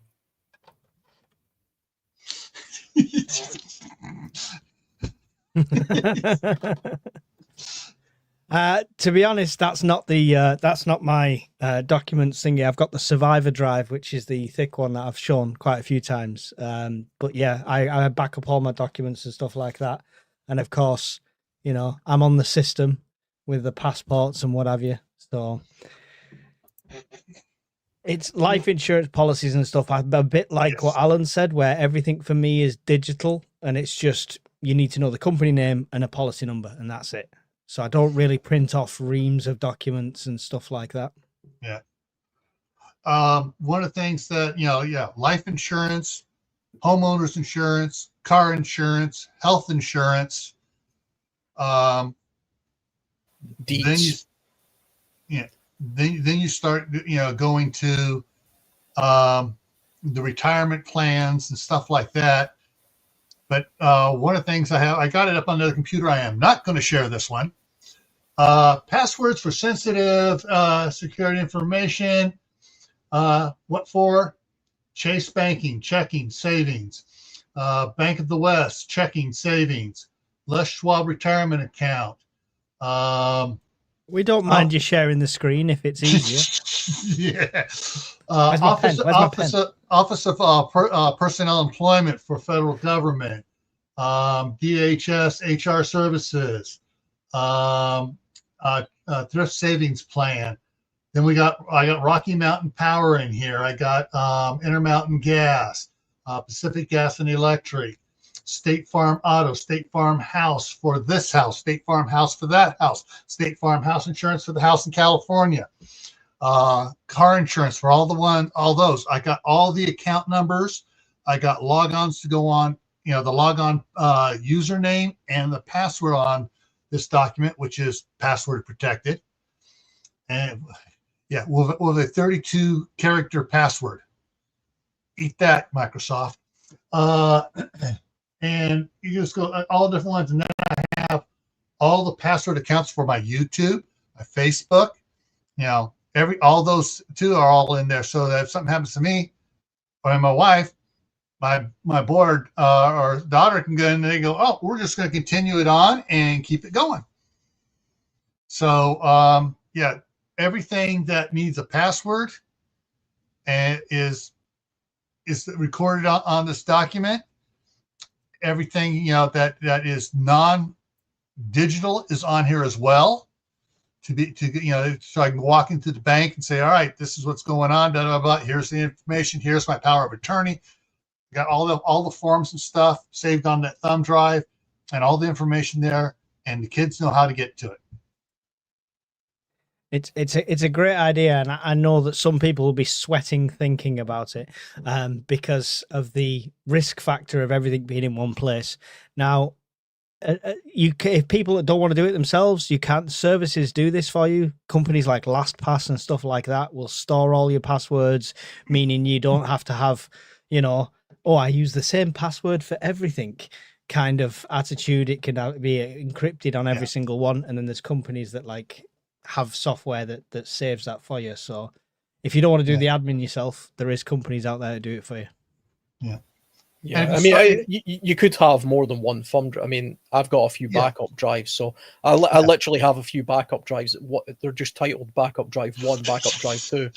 Yeah, but they're just the same. It's just the same information on. All I do is copy them across. I think as well, I mean, a good little thing to do is when you're opening something like a new insurance policy, I review all my insurances every year. It always gives you this option now where it says, to save paper, do you want us just to email you these documents? And you have to uncheck a box. I always uncheck that box. So I get the email, plus they send me a package, a bunch of letters. And I've got a little filing cabinet in this office. I just put that stuff in there as well, so you've got two things then.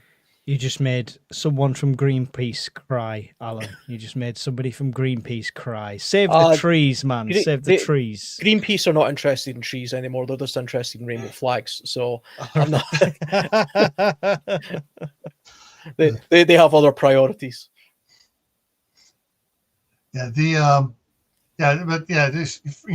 First thing is insurance for you, insurance for your spouse, insurance for each of your kids. Life insurance, medical insurance, and everything else. Pet insurance. How many people I've seen stung with ridiculous vets bills? Please, please, please. You love them, insure them. It's not expensive. Yeah. So just you get the insurance and you take care of it. I think, I mean, a few critical documents, I mean, other than the insurance stuff, which, you know, insurance companies, you know, they're a pain. They're important, but I mean, ultimately, you're just giving money to a company to, you know, hope that they don't renege on their end of the bargain, which unfortunately a lot of them do, and they'll try and find loopholes to screw you out of something. None are paying out in Teotihuacan. I'm just going to throw that out there. Yeah. I mean, that's the other. This is kind of what I was getting to. In an absolute SHTF type situation, you know, it doesn't matter what insurance you've got for your house if the whole country's on fire and the insurance company's collapsing and things like that. You know, I think the deeds to your house are an important document to have, regardless of what's going on. Even if you live in somewhere like, let's say you live in East Ukraine right now, okay, and your country has been occupied, and you might have to bug out of that part of your country. I would still be taking the deeds to the house and the land that I previously had, because maybe way down the line in the future, maybe even your great grandchildren might be able to go to court one day with that document, that paperwork, and say, you know what, that was my land that you stole from us way back in the day, and they may have a claim to it. Is that like them people that claimed that forest near you, Alan? Is that like a future scenario like them? Could be, you know, some ancestor at some point walked past it, you know. On insurance, guys, can I just say, prepping is insurance, all right? Prepping in general is insurance. Don't get house insurance and then don't bother buying fire extinguishers. You know, don't bother buying, if you live next to a river, don't bother buying sandbags. That's your insurance. That insurance will last SHTF, and it's what you need as a priority, yeah? Protect your house, protect your belongings, protect your security before having to claim for insurance. Don't think insurance just, you know, oh, my car's insured, it's fine, somebody can steal it. It's not the case. You want to protect that. You want to watch that. You want to keep hold of your things, all right? So prepping is insurance. So make sure if you've got house insurance, you've also got fire blankets, fire extinguishers, etc., etc., etc., to protect your house in the first place. You don't want to have to deal with moving, you know, going through the burnt rubble and trying to find, you know, heirlooms and stuff and everything, and then go live in a motel while the insurance company drags their feet to rebuild the house. Yeah, exactly. Avoid the situation. It's the same with anything we say. Avoid the situation initially, right? You know, let's not burn down. Let's not, you know, if you're in front of a lava flow in Iceland, you're gonna have to get out and it's gonna burn down. There's not much you can insure with it, you know. Yeah. But if you're not in that extreme scenario, take just standard precautions. Please don't leave anything from Temu plugged in overnight. It's very simple. I think, I mean, or leave it plugged in when it's not in use, even.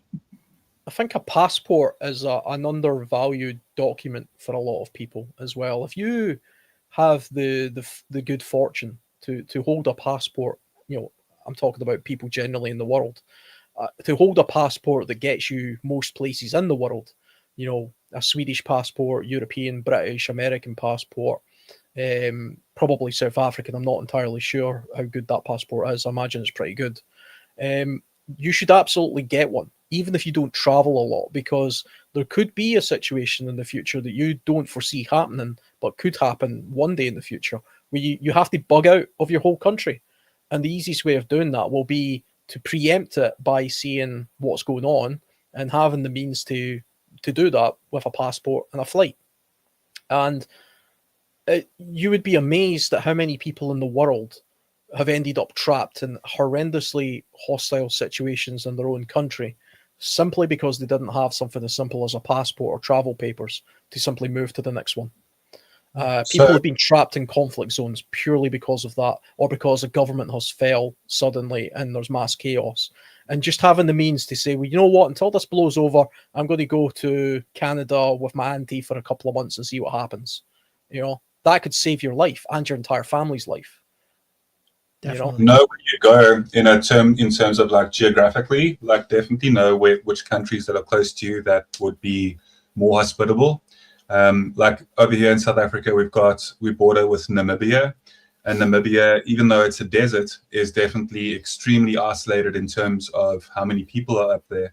So if we really needed to, we'd be able to travel like very far west and then just go up along the coastline, and eventually you get to Namibia, where you start experiencing like, you know, those open deserts. And even though it is extremely harsh and difficult, the alternative would be much worse if there was real, you know, social struggle and civil war type scenario here in our country. But that's something that, you know, doesn't even really get brought up for the most part in any way. We've actually, and I've mentioned it before, we're definitely healing in a lot of ways. I know that some countries are actually experiencing like the opposite of what we're experiencing here. Like, it's just, yeah, it's good to see that South Africa is healing in certain ways, and we realistically are at the bottom. Like, we're like, if you look at where South Africa is, we're like right at the bottom of South Africa, of the African continent. So like, there's not that many places other than the ocean like that we could go to, right, outside of Namibia. So you're right. Knowing what your next step is, being able to have the passport to be able to fly out if you needed to in the case of emergency. It's smart to think that way, Alan. You've also got in Scotland, you're not too far off from some of the other European countries that could definitely be, you know, perhaps more stable in terms of, you know, turmoil. Yeah, I mean, it's the UK. I mean, the prospect of having to bug out of the UK is appealing right now. Is very appealing right now. I think Trump actually said that there could be economic sort of migrants, you know, from the UK. Not economic, sort of what did they term it as? Political asylum or something. Yeah. to get away from all the hostile anti-free speech. Good to Take see me, you. take me. Hi, Mark. Well, I mean, the thing is, I mean, there are certainly Eastern European countries right now that are under great threat from the likes of places like Russia. And if I was living in one of these countries, you know, if I was in the border areas of Poland or Slovakia or the Baltic countries and things like that, I don't think it would be too unrealistic to think, you know what, there could be a point in the next 5 years where I have to get the hell out of here, and I have to do it quickly. And that could just be jumping on a flight to a neighbouring European country. Now, you have European travel, so it's very easy to do, but you can't always do it without a passport, especially if it involves a flight. So even if you travel internally within Europe, you don't always need a passport, but you need some form of ID, you know, in order to do it. And a passport is the best thing to have, especially if you want to do something like, you know, say you were in Poland and you wanted to very quickly get to the UK. The easiest way of doing that, of course, is to get on a flight, and you're going to need a passport to do that. And I think, I don't know if it's still the case, but I remember hearing only 10% of Americans have passports, you know, because it's such a large country, and a lot of Americans don't tend to feel the need to travel outside of it. I would say, because you can travel to every climate. You can go south for the winter and stuff like that. Well, you can go to every climate in California. Hey, you know, I totally get it, but I would say that for the cost of a passport, it's probably a good idea to have it anyway. And to be honest, if I was American, I'd be thinking those sneaky Canadians are up to something. So at some point, you might have to bug out of America, you know. Well, because Canadians are going to invade and be very polite to everyone. I don't think I'm bugging out to South America anytime soon. Those Canadians are working something up. I can just tell. Yeah, they're gonna invade and bring all their beer with them and try to get everybody drunk. But then they're gonna run into the hillbillies and rednecks and realize, oh, we're amateurs. Yeah. Listen, you guys don't do beer over there. It's just shandy. It's like watered down shandy. Come over here. We'll show you how to drink. We do moonshine. We're talking 190 proof. I tell you what, as well, though. I mean, we're talking about sort of the Northern Hemisphere mostly here. We're talking about Europe and North America. But if I genuinely believed that thermonuclear war was imminent, I would be wanting to bug out to where Guardian is, because that's one of the few places on Earth that's likely to be untouched. Well, it's not going to be targeted. It's not anybody's target. South Africa is not going to be targeted by anybody in a nuclear war, and places like Australia and New Zealand are also safe havens. Usually, anywhere in the Southern Hemisphere actually is relatively safer than the Northern Hemisphere. I mean, Europe would be devastated, North America would be devastated. So it would be a good idea to bug out to somewhere like that. And the only way to do that is with a passport.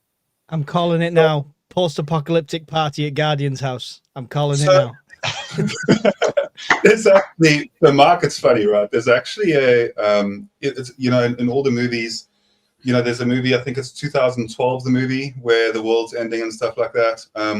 And they actually mentioned there the Drakensberg Mountains in South Africa. So like to South Africans watching that movie, like, and it's like, oh, that's funny. Like it's, you know, that's down the road. Basically when the whole world kind of gets flooded in that way. But I don't know, you know, whether people like, I think that the world won't be flooded. I think that it'll go up in fire. It says so in certain doctrines, which whatever you want to believe. I don't think that we'll experience a flood in that same way again. And just realistically, it comes down to this. I'm going to hop off here quickly, but before I do hop off, I will say that you're right about South Africa and Australia being areas that are a lot more safer in terms of that. However, we don't even have any operational Navy vessels as it stands right now for our Navy, like in South Africa. Like we have none, you can like look it up as well. You'll be quite surprised that we have like zero because like, and there's a lot of other major flaws in our capability to defend ourselves. So at first it would be very smart, but however, any surviving country that was looking for resources that would still be available and had any operational ability to be able to survey certain areas would basically come down to us not really having much of like a defensive capability in our country. So we could easily get invaded and taken over by almost any country. And I'm raising that point because it needs to be raised in this instance. But if you look at like a lot of the time, if there were to be some sort of a nuclear warfare that occurred, South Africa is so not a target that it's not even funny. I saw the way Gil laughed there, and he was like, "Oh, South Africa, like who's actually going to target that? Like because militaristically and economically, we have no like we really. I mean, you're wasting your missiles like."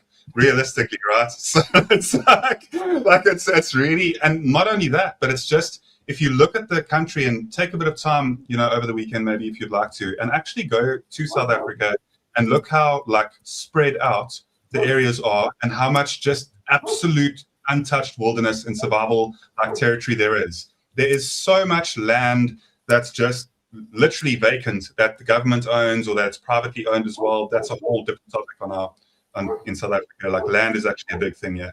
But anyway, what I will say is thanks for the stream as always. I hope to catch up with you soon, Mark. And Alan, we will chat about the permaculture and food forests and stuff as well. Yeah, definitely. Give you a free course. And also, Chef, I wish that you would have joined earlier because we would have had a bit of a chat as well. Good to see you. And thanks as always, Shadow. I'll catch up with everybody soon. Bye for now. Hey, GP, real quick. It just occurred to me. Oh, he's left. Damn it. No, I'm still here, sir. What's up? I swear, it took me about 6 months to realize this. In that low lighting, you look like Vin Diesel.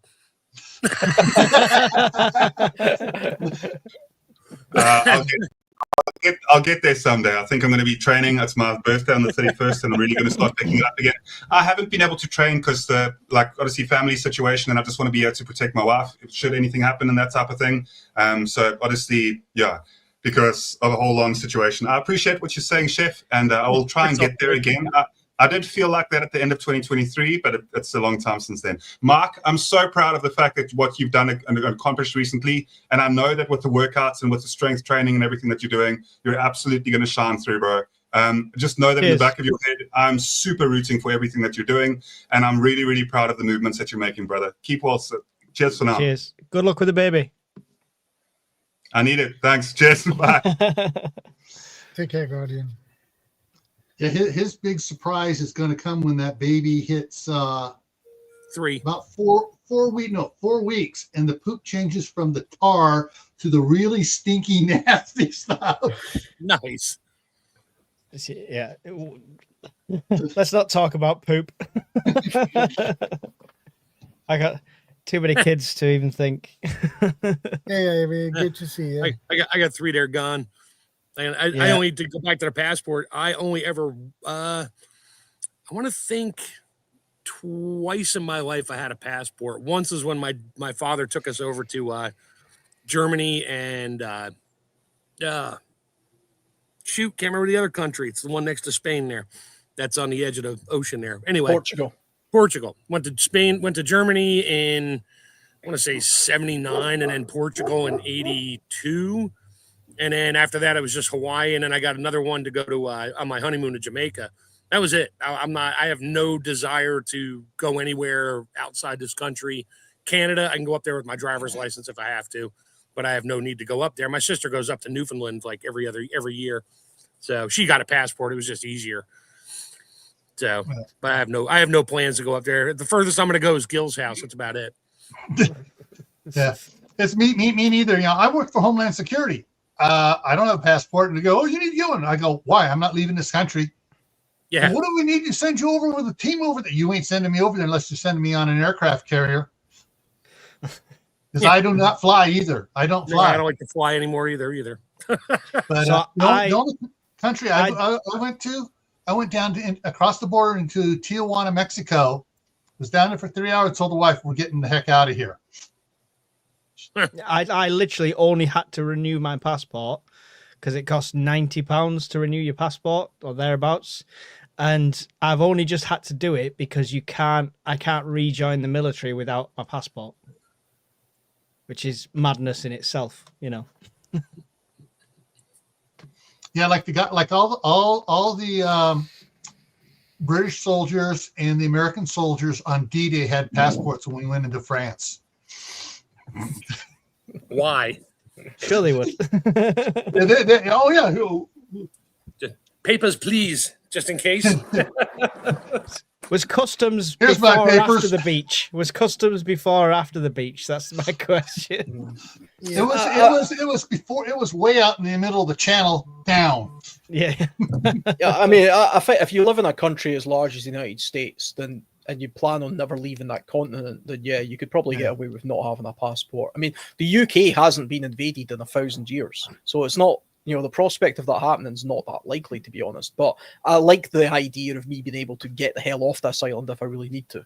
And the easiest way for me to do that is to get on a plane, you know. I would like to see, Alan, the metric on passport applications and renewals since this government got in. I'd love to know that metric because I am guessing there's a spike. Oh yeah, I think there absolutely will be a spike, you know. I mean, there was a spike after Brexit. There was a lot of dual Irish passports taking place because people wanted to have the European access that they had pre-Brexit, for example. So a lot of people applied for Irish passports if they had the you know, the means to do that. They had a relative in Ireland, for example. Yeah, my wife and I have talked about getting passports for one reason only. She's Clan Campbell from Scotland. I'm Clan Patton from County Cork, Ireland. Isn't it Clan Campbell that own this castle, Alan? Technically, yeah, I was just about to say, I mean, historically, it goes back to the Clan Campbell as part of their territory. It actually is owned by... Tell her we're staying in her castles next week.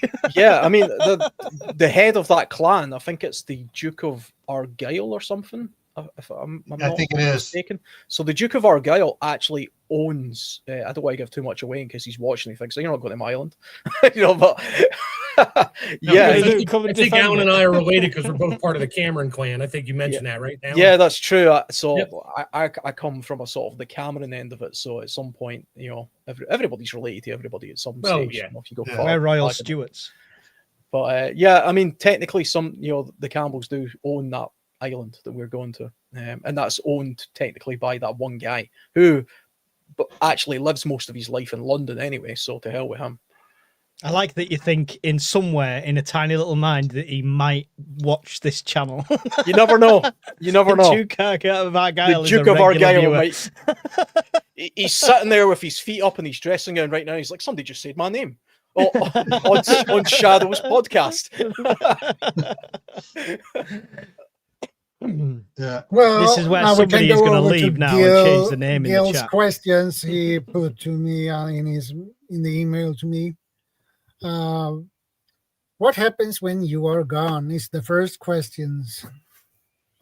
Are we talking philosophically or are we talking no longer around. And that's basically what the whole thing is What about. happens when you die? This is a very deep question for us. Yeah, 6 feet deep. Lots of things happen. You're just not part of it. Yeah. But that's the whole premise behind this one was like, are you preparing for your family to carry on without you? Ooh, excuse me. Yes, as I reached 35 onwards, I suddenly realized I'm not invincible. Slowed down. It took you that long? Yeah, slowed down on the motorbike when I was driving, and obviously went down the will route and stuff like that. But it's something we never want to think about. It's something we don't not many people want to confront their own mortality. But having something in place is a prep everyone should do, whether you're a prepper or not. I think having children, I mean, that's what changed it for me, and that probably changes it for most people. I never had life insurance, for example, until I had a son, because, I mean, I literally didn't see the point of it. So my house wasn't worth that much, and I didn't have a lot of stuff, so I couldn't care less what happened to it when I died, because I'd be dead. And I thought, I'm not paying £40 a month for life insurance to give it to who? You know, my sister, who would probably just, I don't know, waste it on parties or something. But obviously the second you have children, you start thinking, now I need to do something to safeguard that, you know. It's, you know, and so all of my insurances are effectively just for that purpose. I'm sure my partner would get along fine without me. She'd probably welcome it, you know, and she would, you know, she's of an age where she could sort of start again anyway and sort of do her own thing. But I would still want to have something in place for, you know, any accrued wealth. I don't really have much. You know, I have a house, but it's mortgaged, so most of my life insurance would simply go to paying that off, and that would at least remove the burden of a mortgage, you know, and that would give a head start to my son, hopefully.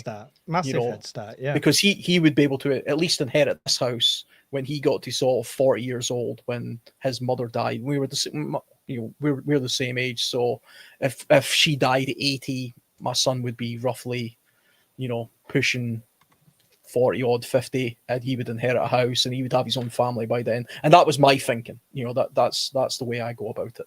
Ultimately, I mean, unless you're a very, very wealthy person, you don't need to put too much thought into your legacy, your inheritance as well.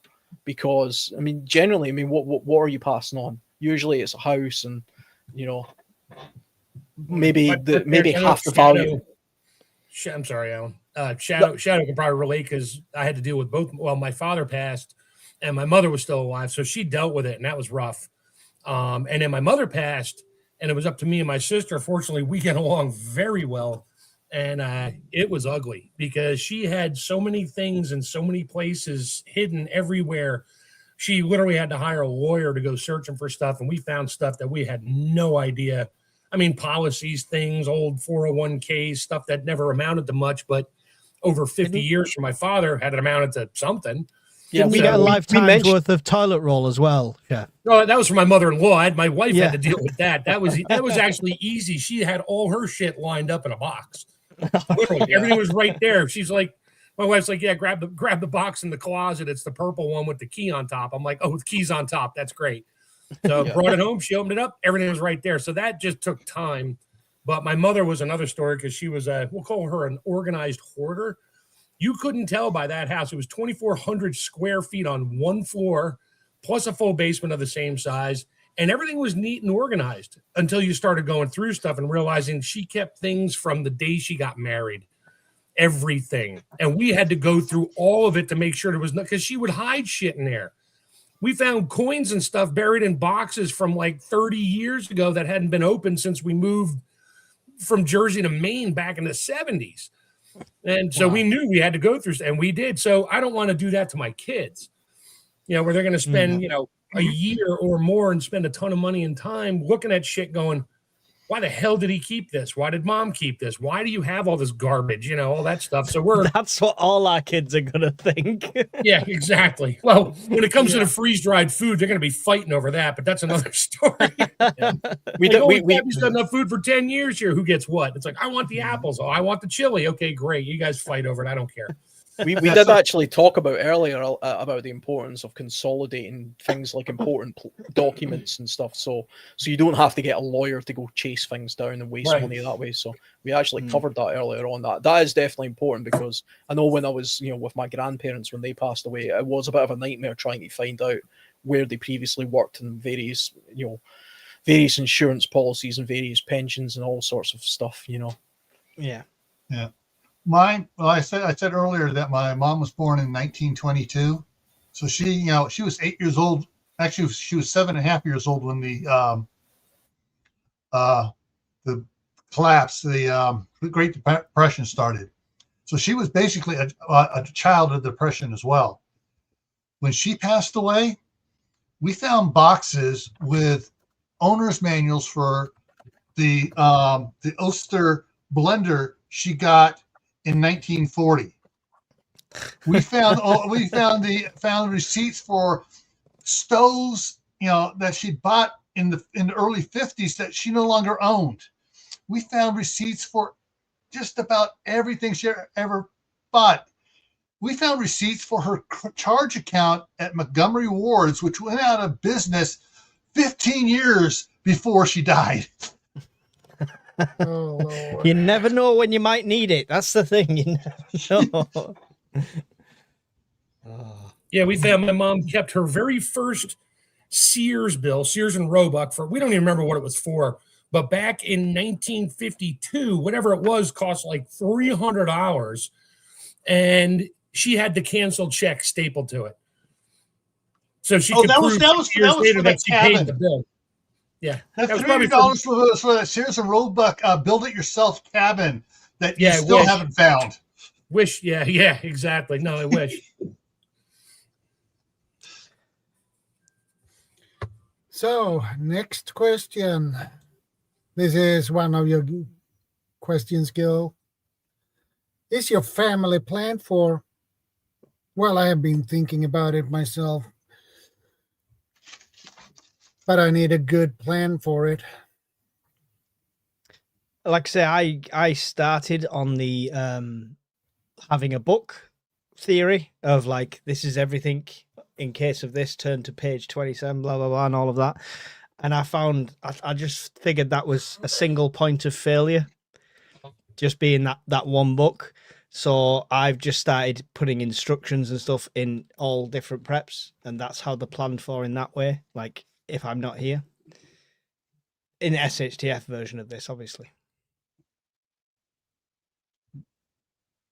Well, personally, we started teaching our kids before they could walk. We started taking our kids, when my daughter was born, she was born in 92, summer of 93, she was in a backpack that we took to go camping.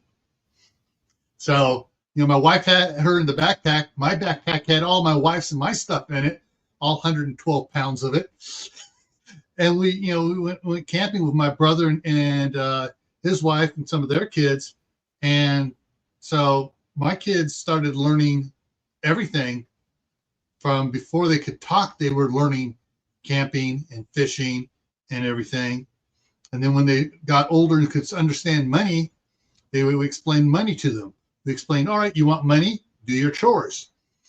We trained them. We gave them, self-worth and, of how we treated them and stuff. They knew that they were worth something. And so they, if something would have happened to us, they know the plan. They know where the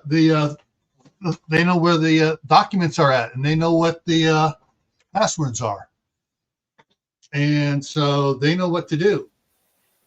Because they had to watch us do it when my mom passed in 2008. That's it. I think it's you can prepare them with the camping side of things and stuff like that. I think the thing you can't prepare them for is like when I was a kid, I learned all this stuff, but I didn't know I knew it until I needed it. You can't prepare them for that, having to put two and two together and implement it rather than just panic when something goes wrong. On skills and stuff, you talked about knowing skills. As soon as at the time, here in the United States, Boy Scouts, Cub Scouts was boys only. And so when Alex turned 8, he was into Cub Scouts. And 2 years later, Matthew was into Cub Scouts. And we know how to camp already. We know how to build a fire and stuff. And they at that point they knew they had skills that the other boys didn't have. And Alex, he had everything but his Eagle project. By the time he was 16, he goes, and of course he has Asperger's, so he has a social anxiety with people he doesn't know. And he goes, no, I ain't doing it. I ain't going to deal with all these weird people. Matthew, on the other hand, by the time he hit 16, he had his Eagle Scout rank. He had earned the Denali Award from the Venture Scouts, not Venture Scouts, the Varsity Scouts, and he had the Silver Award from Venture Scouts. And so he knew he has all sorts of skills. And we made them work on all sorts of stuff around the house, repairing electrical switches, doing plumbing, woodworking, and all that sort of things. You know, we spent time making sure they know how to do everything. And of course, the wife and I, when they were 11 years old and they were in Boy Scouts, where they could go to scout camp and shoot rifles, the summer before they went to scout camp, we took them to the range and taught them how to shoot rifles. So when they got to scout camp, they already knew it all, and they had even more fun because they knew it all. Yeah, I think the great thing about those kind of organizations, my son is also in the Cubs just now. He was in the Beavers beforehand, and then once you get to 8, you join the Cubs.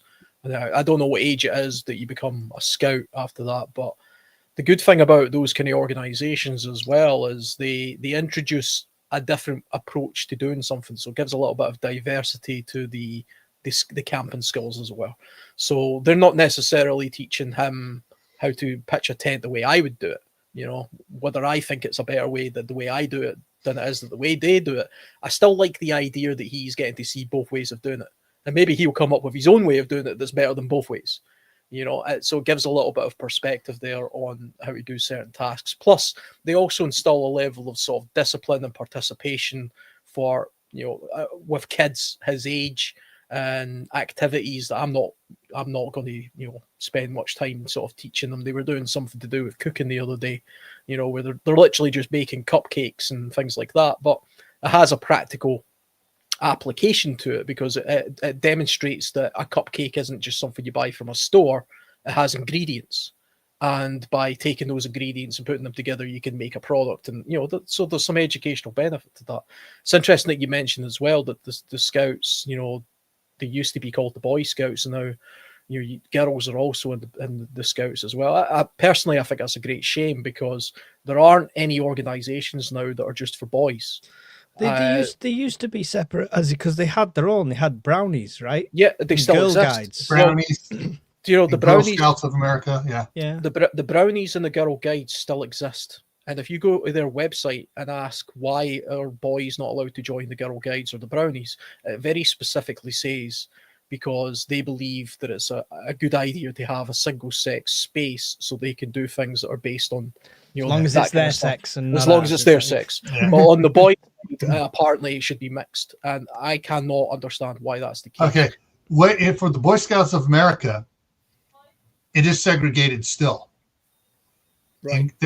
So you'll have a troop that is the troop will have within it can have patrols that are all girls or all boys. They can't have integrated boy and girl patrols. Some groups like our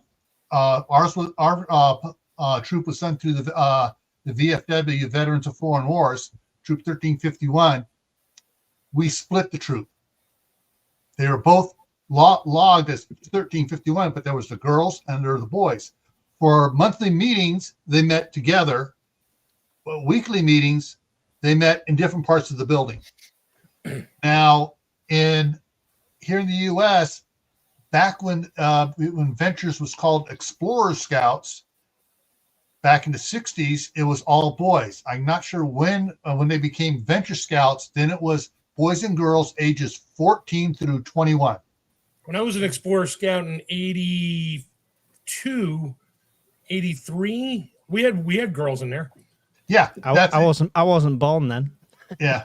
So, but yeah, I'm not sure when it became co-ed, but it was a different age group. It wasn't starting at 10 and a half years old.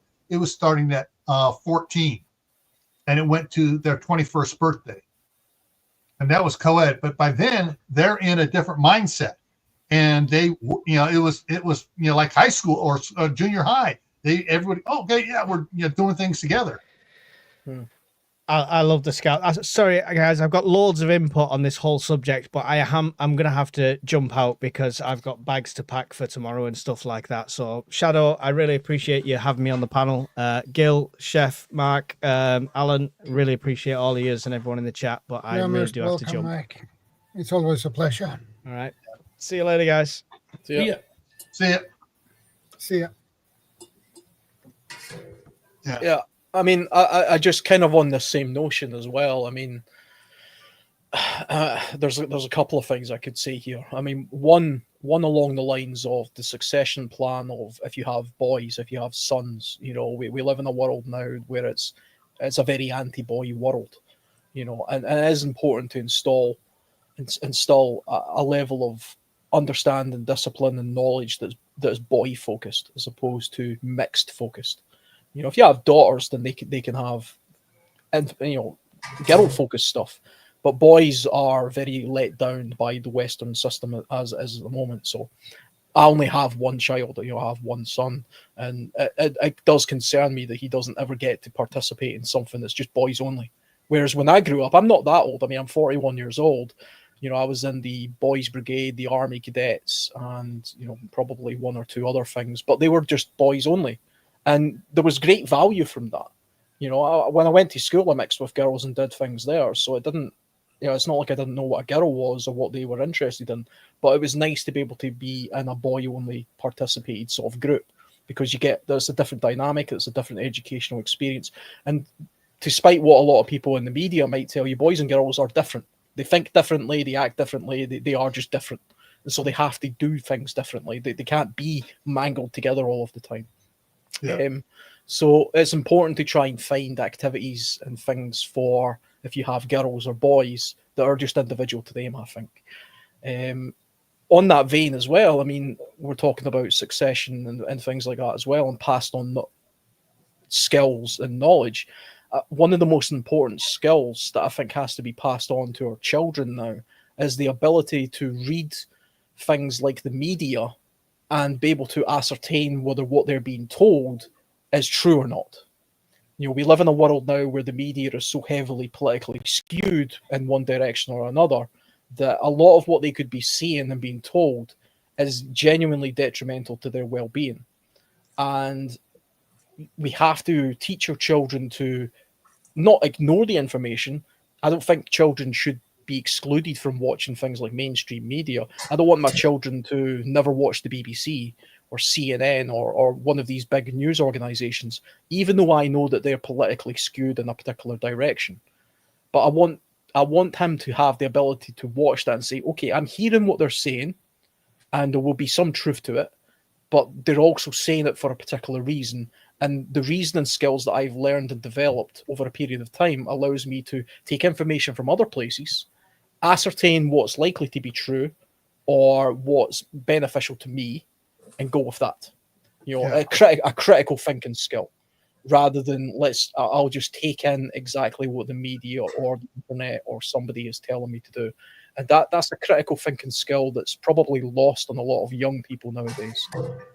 When I was younger, the one thing I taught all three of my daughters is when you hear this single phrase on any news outlet, and I don't care which one it is, if they say the words, "we all know that," don't believe it. I say, because what they're trying to tell you is, well, everybody else knows it, you don't, but you do now. So therefore, what we're telling you is the truth because everybody already knows it. I said, regardless of what the message is, if they start a phrase with we already know, or we all know that, something, blah, blah, blah, I said, don't just believe it blindly. Dig into it. Period. And I think they all learned that way back when, because CNN was notorious for that during the Gulf War. And we found out other things on the side. And this is right when the internet was coming in, and my kids were just appalled. They're like, what they said, I'm like, exactly. So Yeah. I don't know. Just that's my little Yeah, I mean, we're all aware of sort of propaganda and conflict times. You know, if you lived in Germany in the 1930s, every single piece of news that you were being fed was pure propaganda. If you live in Russia today, it's going to be Russian-centric news, Russian state-focused. If you live in the UK, when I listen to the BBC while I'm at work, it's Western-centric, liberal-focused BBC propaganda. Some of it's true, some of it isn't true. That's the beauty of propaganda. That it's mostly facts with a spin, and you know they're trying to steer a political agenda or something like that. And it's becoming more and more sneaky the way it's done nowadays, because there's such access to the internet and lots of different voices come from different places.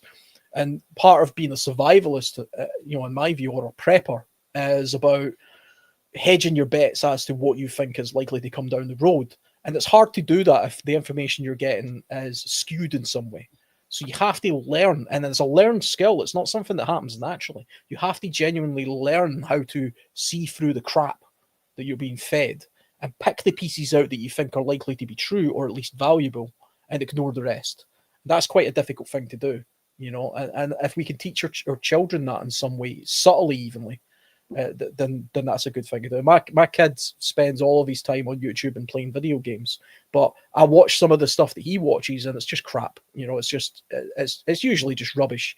You know, but he watches a video which is, to me, I can clearly see it's AI and it's trying to sell him something, but he thinks it's real. You know, and I'm saying no, it's not real. And I take the time to explain that no, and the internet nowadays is full of fake, you know, AI and product placement, and they'll try to sell you something or tell you something that isn't true or shock you in some way or get you angry. And you know, that's something I think we should all be thinking about when we're trying to pass on the values to our children who are likely to succeed us, or you know, in the future. Because we as preppers or survivalists, we know the stigma of being told that we're probably a little bit crazy or a little bit paranoid. And so if we spend our time passing these skills on to, say, our children, only for them to be told by the BBC that, you know, there's nothing to worry about, don't worry, the government will save you in a crisis. You don't have to prepare for things. Suddenly, that's when we tell them, that's when you really need to get worried and start preparing. Yeah. But I mean, suddenly you become the person that's least trusted, and your kids aren't paying much attention to you because they think you're a little bit off. These people are in authority, they're wearing a suit, they're on TV, they must know what they're talking about. And that, to me, is a critical misstep, because I could prepare my children with all the best preps in the world, all the best knowledge in the world, and then he could be scuppered one day simply because some guy in a suit on the BBC told them there was nothing to worry about, you don't have to prepare for this. Don't bother buying that food. Go and get that injection. Yeah. Don't bother leaving that country, you know? That's one of the things I was always pointing out to my kids. They say, oh, this is not going to happen. And then I pull up history book. Well, let's see. It's happened here. It's happened here. It's happened here. It's happened here. It's happened here. It does happen all the time. It repeats itself. So anybody tells you it's not going to happen, they're lying to you. They have an agenda. They want to enslave you. And I finally got it to all my kids, out, even going through the communistic California educational system. And by the time they finally graduated, they weren't believing half the stuff the teachers were teaching them, because they would go find the truth about it and they confront the teachers about it. Oh, you don't know what you're talking. Well, it's right here. Encyclopedia Britannica, page 47. You know, and but that's the thing you need to do, is you need to make sure your kids are taught to question and to look for the answers themselves and verify it. My boss, who at Homeland Security, who used to be a major in the United States Air Force Police Services, his favorite quote was, trust, but verify. Yeah. And, you know, the Ukrainian news outlets were telling their people that Russia wasn't going to invade them right up about a week before they got invaded. You know? Yeah. The Russians were literally massing on the border, and their state broadcaster was saying, "There's nothing to worry about here. They're not going to. It's not going to happen. We're in negotiations with them. The Russians are our friends, etc. They're our brothers. Blah blah blah." And yeah, they did. They got invaded. It's and there are countless periods in history where simply listening to what the state want you to hear has put people into great harm's way, because what they didn't want in Ukraine was a mass exodus from places like border regions, leaving that area. They wanted people to be there of fighting age, so when the Russians did invade, that they would be able to put up some sort of resistance. So they literally sacrificed a lot of those people for the greater good, because states do things based on what they believe to be the greater good, which isn't really the greater good. It's just the greater profit. I don't know, profit usually. But I mean, doing something on behalf of the state for the apparent greater good never works well for the individual. Yeah. And so you have to be able to see through the crap and see through the media bias and make your own decisions based on that. And that's a skill that I find difficult to learn. It's something I've taught myself over the past few years. That's why I've moved more from a survivalist mindset to being more interested in prepping. That's why I'm listening to you guys right now, because you guys have been on the ball with this for years. Whereas people like me who are interested in wilderness survival and stuff, I'm out there in the woods building fires and setting up camps thinking, this is all I need to know. No, I don't live in the woods. I don't live in that kind of world. This is the world I live in, so I need to be aware of this. And this is why we're seeing an increase in the prepper community as well, because people are becoming more switched on to the realities of why institutions around us might not actually be there to serve our best interests. Yeah. And that's something I think as time goes on, with the age of AI and the age of mass media and alternative media, we have to teach our children to navigate this landscape, because it's new to all of us. It's a fast-growing world out there, and the rise of AI is incredible. The videos now that AI can produce look almost perfect. Yeah. 3 years ago they looked like crap. Now they look fantastic. 5 years from now they'll be probably better than this. This could be an AI. This could be an AI simulation. It'll be high def AI. Yeah. And we're going to have to navigate that. Along that lines, on Facebook, I'll be watching, scrolling through, and all of a sudden this thing will pop up. I'm looking, I go, wait a minute, that's AI. I mean, it's an ad, and it's AI, supposedly of a doctor saying, "Oh yeah, this medication is good for you." Blah blah blah. I'm like, it's a little bit geeky still. Every ad on Rumble, I go on Rumble all the time to watch certain things, and every single ad is AI, because they show these politician type, I won't say names in that, talking about some pharmacy. And if you really look at them, it's not them. It's a computer generated to look similar, but really similar. And you can't sue them. And they did that to another community on YouTube. I'm not going to say them either. They're like a Amish type prepper thing. They've been on for a long time. And somebody used his wife as an AI ad for some kind of medicinal crap. And somebody found it and recorded it and showed it to her. And she lost her mind. You can't sue. Because, it's not you, it's AI. Yeah, but you're using a likeness of me. No, it's not close enough. Because, see, look, the eye color is slightly different. I mean, they play the games. Yeah. So they're starting to, and it's tough to tell. I mean, I can tell because 99.9% of the ads that pop up anywhere now, they're AI, period. Yep. Trying to sell you some random thing, showing you goofy pictures and slides of eyeballs and saying, if you do this one thing now and blah, blah, blah, and you watch that for 5 minutes, then you have to go watch another ad for 45 minutes and they still don't give you any information. So, no, yeah. And then that hasn't changed, but it's all crap. Yeah. What's the next question? Next question is, do you have a will? I don't. I do.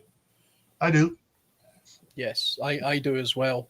It's very vague, though. It's very just, I learned, like I says earlier, that the wills in my country, unfortunately, don't really have much of a ground for standing out. They can be just overruled very easily. So they're literally not worth the paper they're written on in some cases. So mine is very simple. It's not divvied up to any, lots of different people. It's simply just a case of I die, everything I have goes to my partner. I'm not married, so I have to specify that in my will. And I have to specify that on things like my. Mine's the same way right now because if I die, wife gets it. If the wife dies, I get it. If we both die, the kids get it. But if one of us dies first, then we just have to go get the will rewritten. So, because once somebody is no longer in that will, then you got to get it rewritten, which costs you whatever dollars at the lawyer to get it done. But we want to put our stuff in a trust because of the property and stuff I own and that way it's not like it doesn't just go up for sale. Yeah, it's definitely important to revisit these things though over a period of time. In fact, we did mention this earlier on in the conversation. Yeah, I was driving when you were talking about it. As life changes and more things get paid off, or your value becomes larger or lower, whatever it may be, or maybe you get divorced or something. It is important to keep on top of these things and prioritize exactly where things are going. And for me, it's really simple. I've got one child. Ultimately, I always want that child to always get anything I have. I want him to have, and so my will's always going to be focused on that. So because he's only 9 years old just now, everything goes to his mother because she's going to do what's best for him anyway. So it makes more sense to do it that way than to try and give a 9-year-old a house. That would just be ridiculous. You give it to his mother and hopefully she does the best for him. But there will get to a point where maybe he's past 18 years old. Maybe I'm not even with his mother anymore for some reason. Maybe she's either died or we've separated or who knows what's happened. But I have to make sure that I change my will at that point because otherwise, it's not going directly to the person I'm interested in the most, which is where my genes are, in a selfish sort of way. That's one of the reasons why we're working on setting up land trusts and a family living trust and an S corp and retirement accounts to control everything, so that it's all secured, and the court and the government doesn't have anything to it because it's not inherited. It's not being changed of ownership because it's all going to be placed into ownership of the trust. And all it is just that the kids will have access to as a group to be able to do something with the trust. No one person can do anything with the trust. It has to be done as a group. So just they can't have, you got 3 executors, any one of them sign. No, they must all sign off together on it. And so that's one of the things we're going to do on that is to do, set that up for it. One of the things that I didn't mention earlier, and I've been thinking about this a couple times. I've seen several of these financial planners that say they have what's called a family bank. It's like a investment trust, and they put so much money into it every month. When the kids have a job, they're required to put so much money into it every month. When they go to college, they don't get a student loan for college. They take a loan from the family bank at 0.5% interest to go to college, and then they pay it back. And then if they need to buy a house, they can take a loan from the family bank to buy the house at 0.5% interest, not 7.5% interest. Then they pay it back. And so that's one of the other things my wife and I wished we had set that up back when we first got married. We would have made things so much, we would have paid things off quicker and had more things. And had the kids paying into it when they were got their first jobs and stuff while they were still in school and everything else. And even after school, they'd be paying into it. And I need a new car. Buy a car, pay it off, 0.5% interest back into the bank. So the bank is earning money. The family bank is earning money, and therefore it's not a I forget what the term is, but it's actually an investment, and it is growing. So there's no capital gains on anything being put in there. Yeah. I think, I mean, it's the one thing I would say about wills as well. I know Mike says earlier that some companies will offer you like a free will writing service. You should absolutely take advantage of that. Even if I didn't have kids, if I had no family whatsoever, I'm just a completely single guy, and there will be people watching this YouTube channel who are sitting there thinking, well, I don't have anybody, I don't care. I think you should have a will anyway, because do you really want everything that you've worked for over your life to go to the state so that they can spend it on something that's absolutely not in the interest of anybody other than themselves? I would rather leave everything I've acquired to the bloody donkey sanctuary than the state. Exactly. You know, so, you know, I mean, if it costs a couple of £100 to make a will one time and you've got nobody to leave it to, but you leave it to a donkey sanctuary rather than the government, I think that's a good investment. Yeah. You know, And if you have brothers or sisters or a favorite cousin, yeah, you don't have to have kids. You know, you don't even have to tell them. You don't even have to tell them. You can just put them in it. So when you die, it's like they just get a phone call saying, "Hey, it's all yours, buddy." Yeah. Or you have a favorite YouTube channel that you want to donate all your money to. There you go. Yeah. But not through YouTube, because they'll take 30 or 50%. Yeah. Oh, yeah. But yeah, I think a will is a good practical thing to have, even if it costs you a couple of £100 or a couple of $100 or whatever. Yeah. You know, whatever the equivalent is. It's never really much more than that. But it's well. Thing is, though, with the will, you can go online and you get a blank form. Then you just fill it out yourself. Go down to the local bank or someplace that has a notary, get it notarized, and then you just you can file it or whatever else you need to do with it, or you just make sure to get copies, have each copy notarized, and hand it out to those that are in it. That's the case here as well. I believe you don't actually need to pay some lawyer to write your will up. You can literally you can write it by hand if you want in this country, and as long as it's in a place where it's accessibly you can be found and it's it's obvious that it's definitely you that's written it, then that is legal in that sense. But unfortunately, like I said a couple of times before, in my part of the world, wills are a bit worthless. But it's better to have one than not have one. Yeah. So, what's after wills? After Burial. will, a family trust. Who takes it over? Yeah. So, an example for my parents, when my dad was first getting sick with cancer, they put the house into a family trust, as well as the cars. And then I told them put the cars into something different, a different trust. So if someone gets in an accident, they can say, "Oh, it's in this trust." So everything in that trust is now accessible. So you put it in a separate trust, and so that's if they put the cars into a separate trust. But so basically, when my parents set it up, at first, the executors of the trust were my parents. When my dad passed away, then my mom added my sister to the trust. Then after my sister did some funny things, my wife, and excluded my wife and I from a meeting dealing with the properties and stuff. And so then my mom took my sister off and put me and my wife on as executors.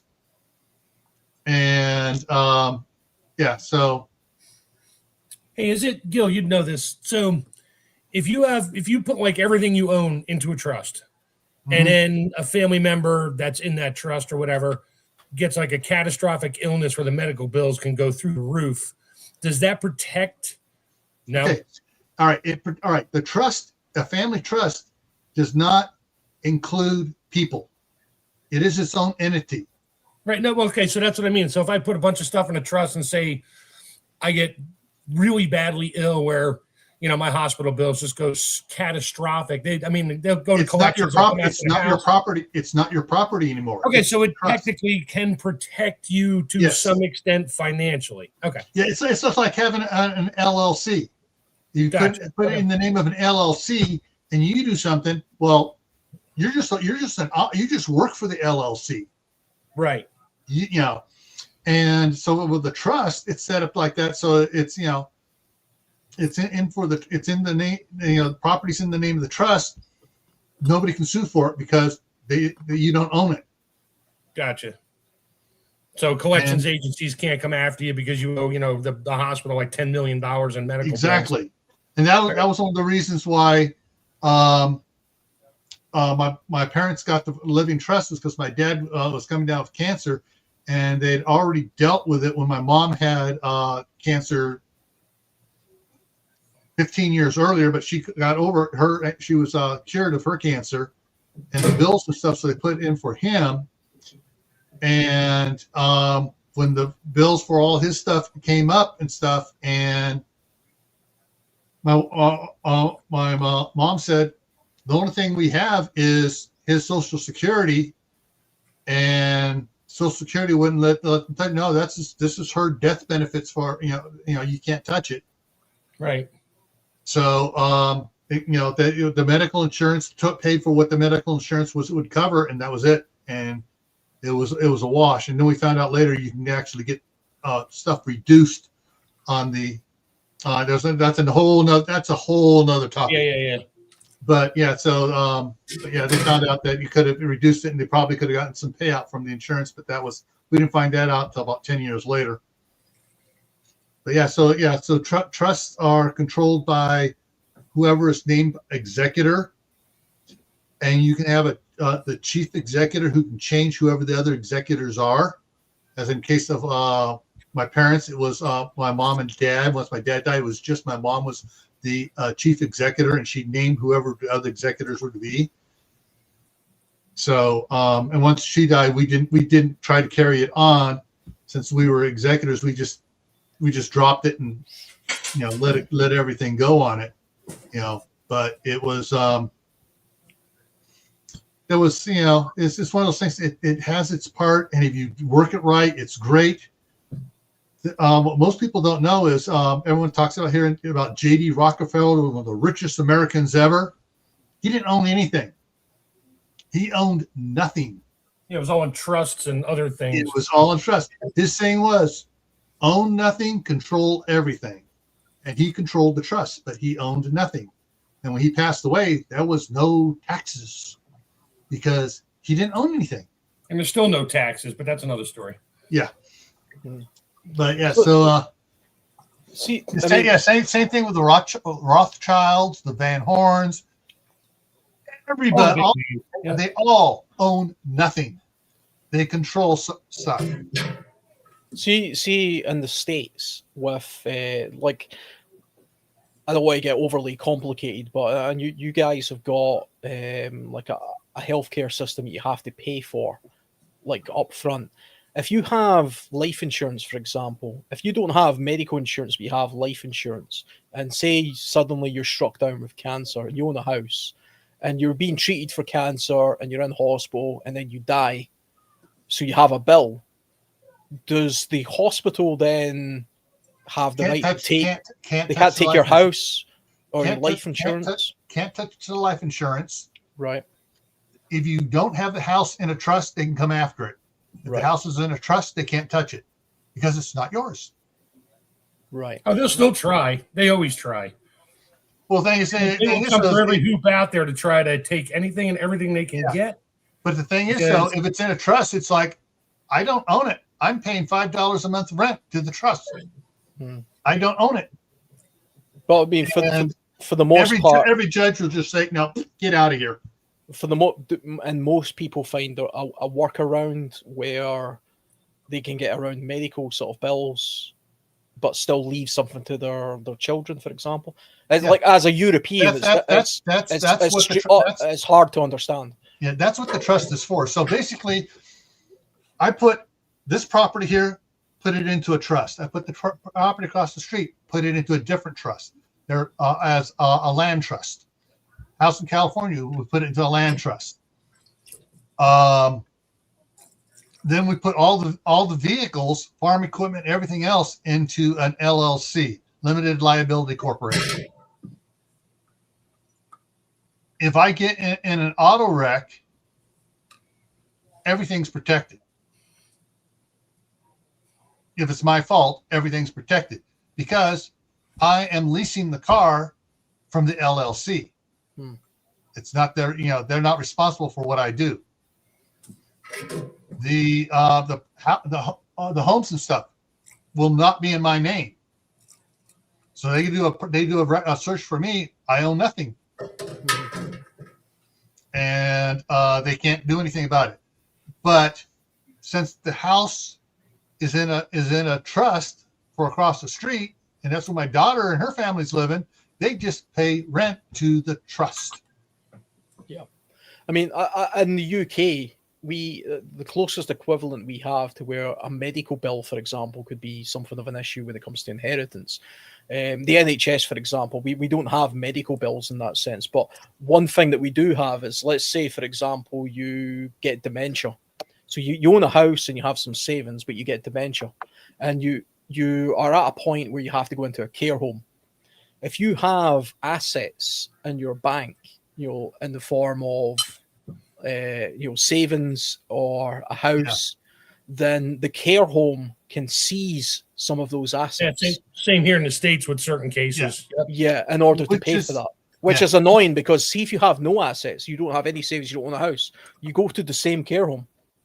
Yeah. Yeah, in the States, not so much. Here, you just get crappier care. Yeah. Which is why here, the trust has its own bank account. Right.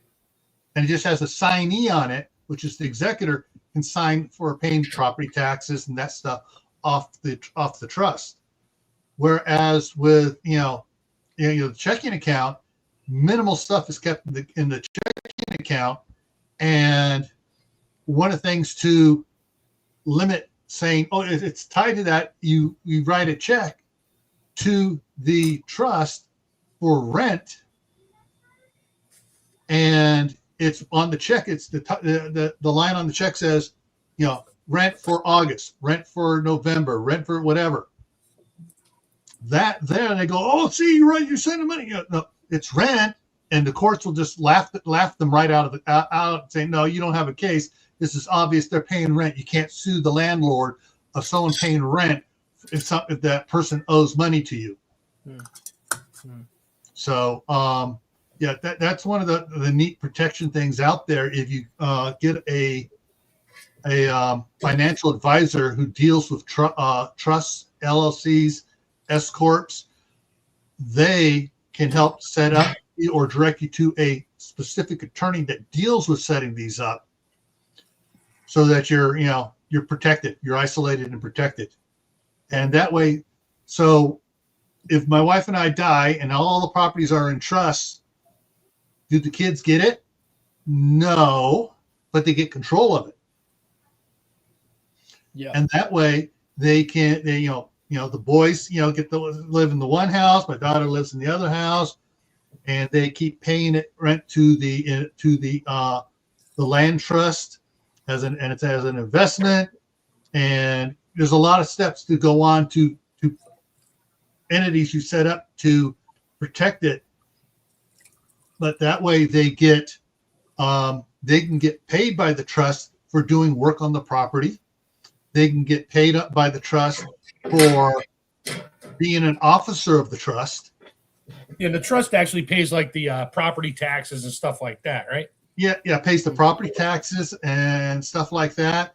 And if you need to do, if it needs to have roof repair done, and you know how to do the roof repair, you submit write out an estimate, submit it to the trust. One of the other executors signs off on it. Yeah, agrees to pay it. You do the work, you get paid from the trust. Yeah, you got to pay income tax on it because you got money, but you're not getting nailed with the higher rate of inheritance tax. And you get to live there, and your investment goes into that, and then that's where money starts getting shuffled into a family bank to where they can get loans on to buy cars and stuff, and then they do the same thing. It's like, oh, I'm going to buy a car, but I'm going to put it into my own LLC or whatever. That way, if I do anything happens in the car, and they can't go after the car and everything else or stuff like that. There's layers upon layers of doing it. And as I say, you need to get a financial advisor, preferably one that is also an attorney, and they will set stuff up for you. Yeah, it sounds like there's sort of layers of bureaucracy there that you have to sort of think your way through in order to safeguard yourself against these certain things. I mean, it's the one, I suppose it's the one benefit we have in the UK, at least, where I mean, everybody has a sort of plan for, if I die, this happens. But okay, what happens if you don't die straight away? What happens if you're on life support in hospital for a year? Yeah. Are you accruing a medical bill or not? In the UK, we wouldn't be accruing a medical bill. We would still be on life support, but there would be no bill. So that we at least don't have that to worry about. If I was in the States, I would have that to, as a consideration. I would have to sort of prepare myself for that possibility as well. It sounds like there's bureaucracy you can go through there to safeguard yourself against that kind of issue as well. Yeah. But I suppose it's not all good on my side. Although we don't accrue a medical bill, we're probably getting poorer quality healthcare as a result of that. Or certainly a longer waiting list. So I suppose it has its pros and cons. That kind of, but I do know that a lot of people become bankrupt in the US through medical bills. Yep. Exactly. Yeah, because they don't know about trust, family trust and stuff. Yeah. So lawyers aren't going to just come out and tell you either. They won't just come out and tell you. Attorneys, they'll make it hard. They'll make it difficult. Because the incentive is there for you to make it, for them to make as much money as possible. And I know there's some debate in the US around health insurance based on, them not paying out for certain things as well. And we've even seen the murder of, CEOs of certain health insurance companies and things because people believe it to be unfair and things like that as well. And, there's certainly insurance companies in this part of the world as well are pretty much against. They'll find any avenue possible not to pay what you're due. Yeah, exactly. So my life insurance says, okay, if I die, I get £500,000 goes to my person that I've deemed as the person who gets it. I can guarantee that she won't get £500,000. They will work out some sort of clause in there that says, oh, it's actually probably more like 250 grand because they'll say, well, we did a blood test and it seems he might have smoked a cigarette 27 years ago, which caused it. Exactly. Therefore, you don't get it. Yep. Yeah. Exactly. There'll be some sort of way that they try and wiggle their way out of that kind of stuff. So it's definitely something. Yeah. Okay. I think we covered that. Yeah. The next one is life insurance. I actually have a life insurance through the union. Yeah. Let me see if I got to pull something up over here. I'm not going to share it, but I got information. Their life insurance here in the U.S., you want to talk a web. Yeah. But let me see if I can find something here. There is a particular type of life insurance, which my wife and I wish we had known about back when we got married. Term? No, not term. Term is not a good type of life insurance. No, because whole life sort of is, but you're not making that much money on it. But yeah, well, I got a whole life policy, but we wish we had where is it here? Okay, it is a permanent life insurance policy index, also called a universal life insurance policy, and basically that is a really cool thing to get when you're young. And you can keep increasing it as you grow older. And money you pay into it, say I have it for $5 million and I get it. I can immediately turn around and take a loan against that, tax-free loan, take out $1 million, buy a house, and pay the loan back interest-free to the life insurance policy instead of to a mortgage lender. Yeah, because you're paying yourself back, like borrowing from a 401k. I'm paying the loan back, and most insurance companies are not allowed by law to advertise it here in the U.S. But if you ask them about it, oh yeah, but you got to make sure that you write it up exactly as a permanent life insurance policy type, IUL Index Universal Life Insurance. And like I said, if you're under 35, this is the type of something to get here in the U.S. It just works so much better. If you have if you're older, there's some of these guys doing the financial advice, talking about it on Facebook on their short reels. They say get with a financial advisor and an attorney to do it right. You can increase it each year, or you can do a lump age prospect for it, because you got to be able quote be able to pay off the money into it. So, but yeah, it's tax free to borrow against it. And if you borrow against it, if you borrow the full amount against it to do something and you die, guess what? It was taken as a loan, and your family now has it, and there's no inheritance tax placed on it at all. Isn't it a case of if you take a loan out, say it's a $10 million policy, I wish, and I take $1 million out in my name only, and I die, doesn't that count as income tax at that point because you didn't pay the loan back? Nope. Okay. It doesn't count as income tax because you still have the debt now. That it's argue you have debt that can be paid back.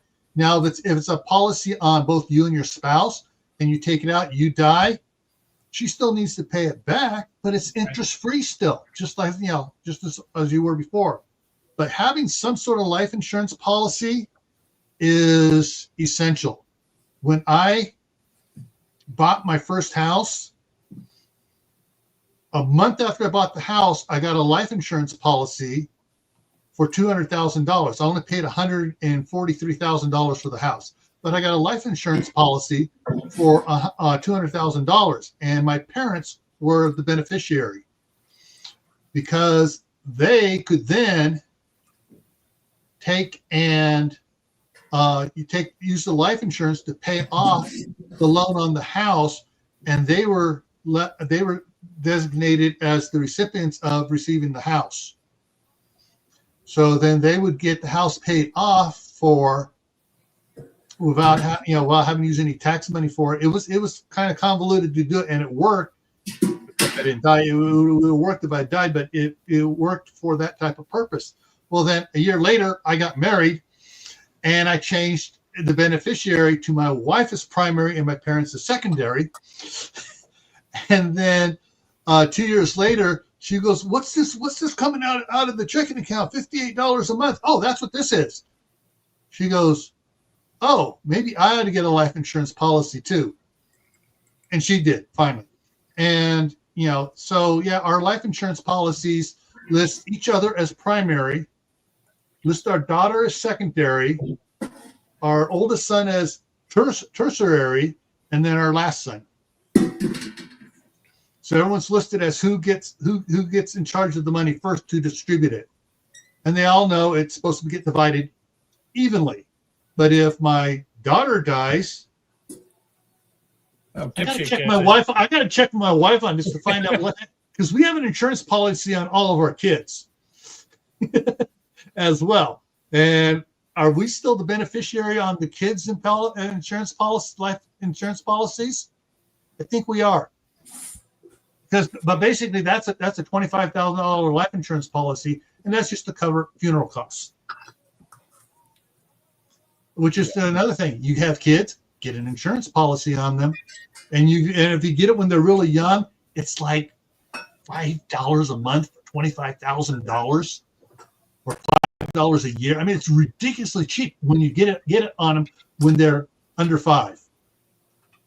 And it does not. It's locked in. The price never goes up because it's over their lifetime. It's supposed to more than pay for itself. But yeah, that's something to get. But some sort of one of those universal life insurance indexed universal whatever type of life insurance that's talking about there, that is one that you can, it's not the normal ones. You got to ask about them, and that will comes up like a interest-free, tax-free thing where you can borrow money from.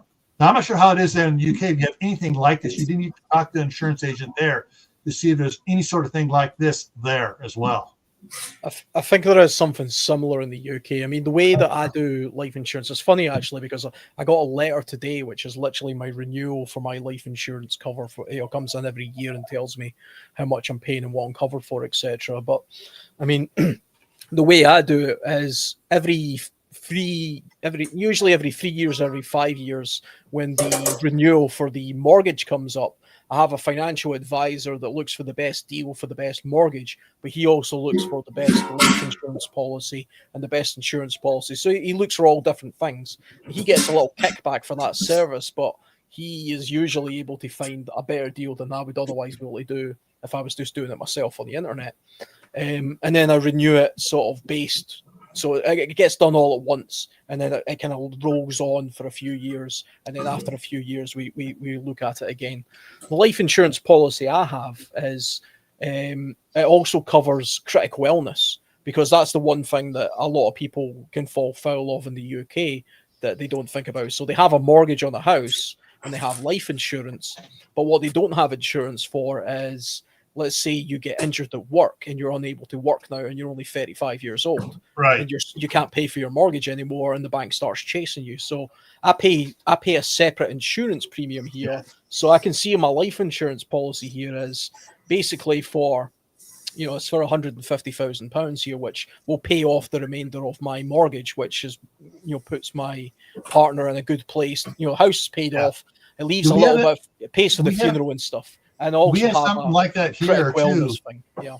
That when you get a loan, the loan company requires unless you put up like a 30% down on it, they require an insurance policy which they roll into the loan called mortgage insurance.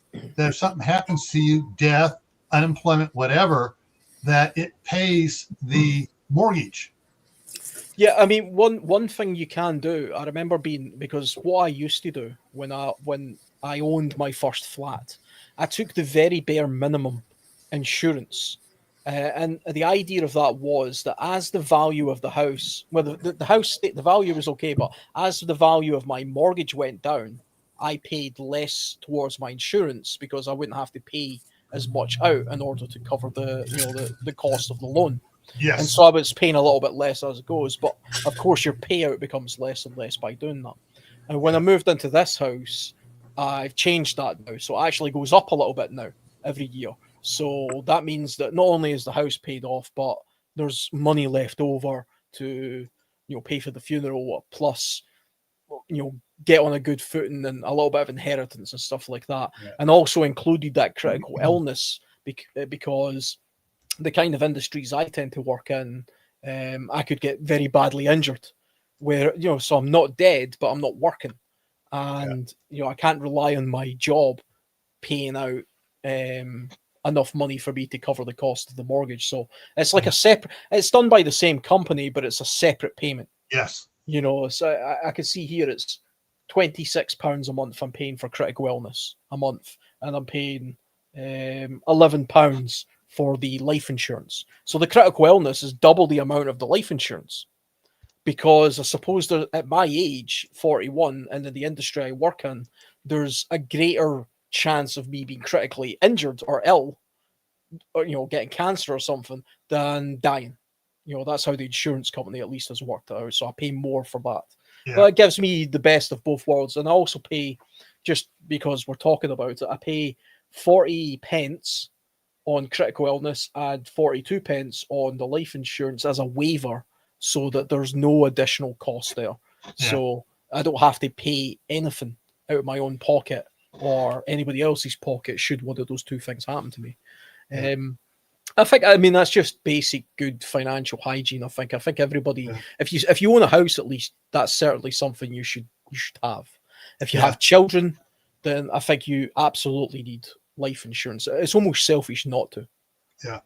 In my opinion. Yeah. a little bit more on life insurance. If you're a renter here, they have renters insurance here in the U.S. I don't know if they have renter insurance there. Where if I'm renting a house, I can insure all my belongings in that house, and it's covered against a bunch of things, including something wrong with the house that causes damage, such as a roof leak, or whatever else, or a fire caused by something wrong with the house. So it protects the all my belongings there. That's you better get riders on pretty much everything. That doesn't always work out well. Yeah, because you got to prove you had everything. You know, my VCR, and it's like, well, we don't know you had a VCR. Do you have a receipt? No, it burned in a fire. Sorry. Yeah, and in the UK, it's called contents insurance. So same with renters insurance. But back in the day when I rented my flat before I bought it, I had contents insurance, and it doesn't. It literally just says how much do you want? How much would it cost to replace all of the contents of your property? So if you say, okay, it would cost £20,000, that's how much you then are saying that you want. So then they'll give you a number to say, okay, you need to pay us £4 a month or £10 a month to cover you for £20,000 payout. Right. But they will say, is there something of high value specifically you want to insure? So that's jewelry, a TV, a bike that costs $2,000, something like that. You can individually specify items. And always read the fine print, because it doesn't mean it's covered for anything and everything. And that's where it's a legal thing. So none of us here are freaking legal anything. No, we're just talking about our experiences. So we'll go with that. Accidental cover is something that they try and sneak in. So you have to say over here whether you want to be covered for accidental damage. So the classic case is a TV. So you can be insured for a TV, but are they talking about the TV just going kaput? Or are they talking about the kid throwing a golf ball at it and it smashing? Because those are two different kinds of damage then. Yeah. And so you have to say yes, accidental damage as well, including that. That's where in the States you have to buy it from Best Buy, because you can get Geek Squad protection against anything. And my daughter she does something for Best Buy, and she's like, oh yeah, she's like, you buy a cheap keyboard, get Geek Squad protection on, because sure as heck in about a year, it's gonna, one of the keys is gonna stop working. Just bring it in and give you another one. There's no deductible. There's not, and if they don't make that model, they give you the next available model. And because she works there, I get Geek Squad. Like if I paid $20 for a computer keyboard, not that I would need one, GSP is like $1 for 3 years. So yeah, in 2.5 years, and it even protects you if you dump a soda on it. Just bring it in and say it's all sticky in there. I think something spilled on it. Like, oh, okay, here you go. Here's another one. I mean, it's a backwards racket. It is what it is. Yeah. It's kind of funny. And it's funny because she used to work at one of the stores, and she'd go up to the counter and get a bag of chips and a soda, because they sell that there in the little coolers. And they would literally ask her, would you like Geek Squad protection on your soda? She's like, well, how much is it? She's like, they're like, it's a penny. She's like, sure. So she did it one time, and she went up there with a half a bottle of soda because it got warm and flat. And she's like, there's something wrong with this soda. So they literally put it through the system and gave her another bottle of soda. Yeah. I mean, the thing about insurance is definitely a bit of a racket when it comes to a lot of things, because I did hear it once. I mean, we're talking about contents insurance, for example. So let's say back in the day where I had that flat, and I said, okay, everything in my flat is worth £20,000, and I'm going to pay an insurance company £7 a month to safeguard myself against all of that. Now, the prospect of me losing every single item in that flat is pretty low. I mean, the whole house would have to go on fire in order for me to lose everything in the house. So would I be better off just putting that £7 a month into the stock market, into the S&P 500 or something, and then over a period of 10 years, I mean, how close to that £20,000 would I be? It's you could start thinking about it that way, but it's kind of like pet insurance as well. Like Mike was saying earlier, pet insurance is expensive. Vets over here cost an absolute fortune. That's not covered by the NHS. But would I not be better off putting £50 a month into a savings account that accrues interest, rather than give £50 a month to an insurance company where I accrue nothing, and I'll have to argue with them about the cost of something should I need it? You know? That's one of the things when we that my wife and I were talking last year, and it's like, woulda, coulda, shoulda. if we'd known that we would have had no claims on our house for the last 36 years, Yep. if we'd taken all that money and put it into a Roth IRA, we would have a couple $1 million probably. Yeah, but that's the what if, and you don't know. Yeah, and what you'll if? never know. Yeah. Yeah. So I forget what I was going to say there. Oh, so Yeah. I used to, when I worked at the Ford dealership, I worked a lot with the insurance adjusters for car accidents. And they would come in and I'd have to put it up and show them things that I found on the mechanical side, not just the body, that, you know, frames bent here, axles bent, all this stuff. And I did all the mechanical stuff for them. And they would come in and I'd be going over stuff. Meanwhile, it was a truck that slid off the road in the snow and landed in a ditch and absolutely totaled it. And the insurance adjuster would come in and be like, okay, what, any other damage besides the body? I'm like, don't you guys ever look at the fact that the tires on this thing are absolutely bald? And he had no traction. They're like, no, we don't look at that. I'm like, that is screwed up. They didn't care. You go out with bald tires, wreck your truck, and they'll pay your truck off. Now your rates will go up, but it was the biggest. I'm like, this is like a scam. They're like, yeah, there's nothing we can do about it. There's nothing in the legal language that says if you don't have at least 50% tread on your tires or something like that, and you slide off the road in a snow or a slippery condition, then we're not going to pay you. I'm like, that's crap. And that's now I know the insurance rates are high. However, if you get in an accident, somebody gets hurt, the other insurance company is going to be going after that, and then they'll. Yep. I know. I've had two insurance adjusters fighting at the same time in my shop. That's it, guys. Take the argument outside. Go over there to Dunkin' Donuts and argue over there. But then you also get insurance for insurance, so you have no claims discounts and bonuses in the UK, at least anyway. So you know, every year that you don't make a claim on your car insurance, you know, you get a 1 year bonus, and it goes up to 12 years, and then you get the lowest premium. But should you make a claim, obviously it goes back to zero. So what you do is you pay more insurance to protect your no claims. So you pay insurance, but you also are paying the separate insurance which protects your no claims should you make a claim. So it's insurance, you know, which everybody pays, because nobody wants to lose those no claims, because the difference between having 1 year, the difference between having 12 years no claims on your insurance and having no years no claims is astronomical. You know, it goes from you go from paying £200 a year for your car to $7,000. You know, it's right. that, you know, it's that wide. So of course everybody's going to pay for the protection of no claims. You know. Yeah. I'd love to address Diggs what he said about his keyboard, but I think there's a few women in the and I have a joke. But I'll tell you four later when we're off the air. I know exactly where you're going. No, you don't. You never heard this joke before.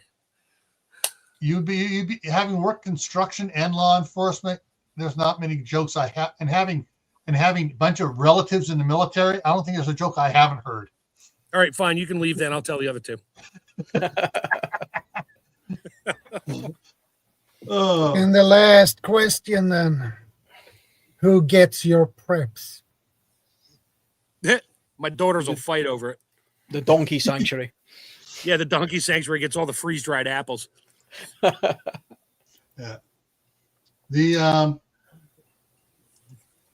gets your preps? I mean, for me, probably with ours, it's going to be who wants the most, and who's they're going to follow the rules of a game called Munchkin. Whoever argues the loudest wins. Because all my kids play Munchkin and they know that rule. Or just leave it all in the trust. That way, if something happens, they all have preps. Yeah, that's what. If you have a trust, that's one thing you do. You keep. Yeah, that's some of the personal belongings that have been transferred to the trust.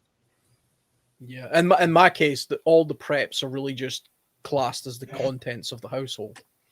So I have a few things in my preps that I don't want my family to have. My wife would take it, but would probably wind up selling them all. And my kids don't want it. Actually, one of them's not allowed to have any of them because of whatever. But so I would probably leave those particular preps to a good friend of mine. Yeah. Well, I'll tell you what. I will guard them and treasure them deeply. Yes. He's just going to hold on to them for the rest of the family. That's all. Yeah. You always get. I was on and I'll make sure they are properly oiled and used to make sure they function properly, and then cleaned and oiled again. Yes. And once a year, I need to make a withdrawal for a couple $100 from the LLC for maintenance fees. Yeah. It's always interesting to see when you get these people who end up with preps and they don't understand the value of something. I was on a Facebook group last week, and they were talking about this guy. He's like, yeah, this woman was selling a tent, and she literally says on the post on Facebook, got this camping equipment. It was my late husband's. He's passed away. He was into camping and stuff. Anybody want to buy it? Basically, here it is. And she took a photograph of the stuff all laid out in the living room. She's like, here you go. One of the items was a Hilleberg solo tent, which is worth about 1,100 quid. Brand new, had never been used. And somebody immediately says, I'll give you £200 for everything right there now. Of course they would. And they're like, yeah, that sounds fantastic. Come around. Come and get it. Come and get it. Yep. Some poor guy's fantastic tents just went for nothing, basically. Yeah. You're gonna hate this one or love it. It was a post on Rebel Canner's Facebook page. This lady goes, I just made the score. You're all gonna hate me. I bought the largest American All-American canner. All-American canner, which is the 41.5 quart one, for $5 off of Marketplace. Yeah, because the kids didn't know what to do with it. It was grandma's. Yeah, and like I don't want it. I want to just get rid of it. She got it for $5. That's almost a $500. Yeah, and so I did that once on Marketplace. I picked up the small, not the smallest, but I can double stack plain single stack quarts. But I picked it up for $20, and it was the lady's grandfather's, and it was dirty because he oiled it every time, and it was just nasty. It took me a while to clean it. But I got there, and the whole garage was full of canning equipment, all jars and stuff. I was like, what are you going to do with the rest of it? She's like, oh, I'm just going to recycle it. I'm like, what? So I was like, I'll give you some money for some of this. She's like, really? I was like, yeah. And after I took my stuff, what I wanted, which wasn't that much because I really didn't need anything, just jars and stuff. And they're all newer jars with regular rings and lids. And we're talking like 40, 50 cases of jars used, but empty. And so I told her, I said, look, I said, I'll level with you right now. I gave her literally like $3-4 a case because they had no lids, no rings. And I said, they're dirty. I said, I'll tell you right now, I said, the rest of these, I said, count them out. I said, put them on Marketplace. I said, and put $5 a case. Come and get it. And I said, and I guarantee they'll sell her. You make a deal on it. And she messaged me back like a week later because I watched. She put it up. It was gone like instantly.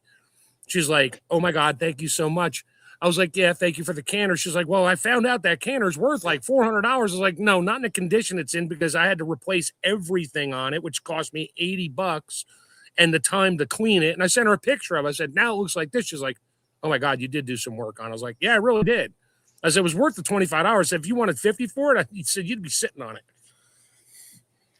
So, I mean, it's definitely the importance of knowing exactly what it is you've got. I mean, you guys might know about this, actually. You hear about those two brothers in California with that comic. You guys hear that story? It's just last week. So I pulled it up on the screen, just because I wanted to get the exact figure. But there was two brothers in California, and their mother died, and they knew that there was a box in the attic in their garage somewhere full of old comic books. Because their mother had said, yeah, we collected these comics back in the 30s. They're up in the attic somewhere. And they did nothing with them. They ignored it for 2 years. 2 years, they just ignored it. And then they decided maybe we should go and take a look and see what's up there before we sell the house. They went up there, they found the box. And because it was California, the stuff was in good condition because, moisture and stuff hadn't got to it.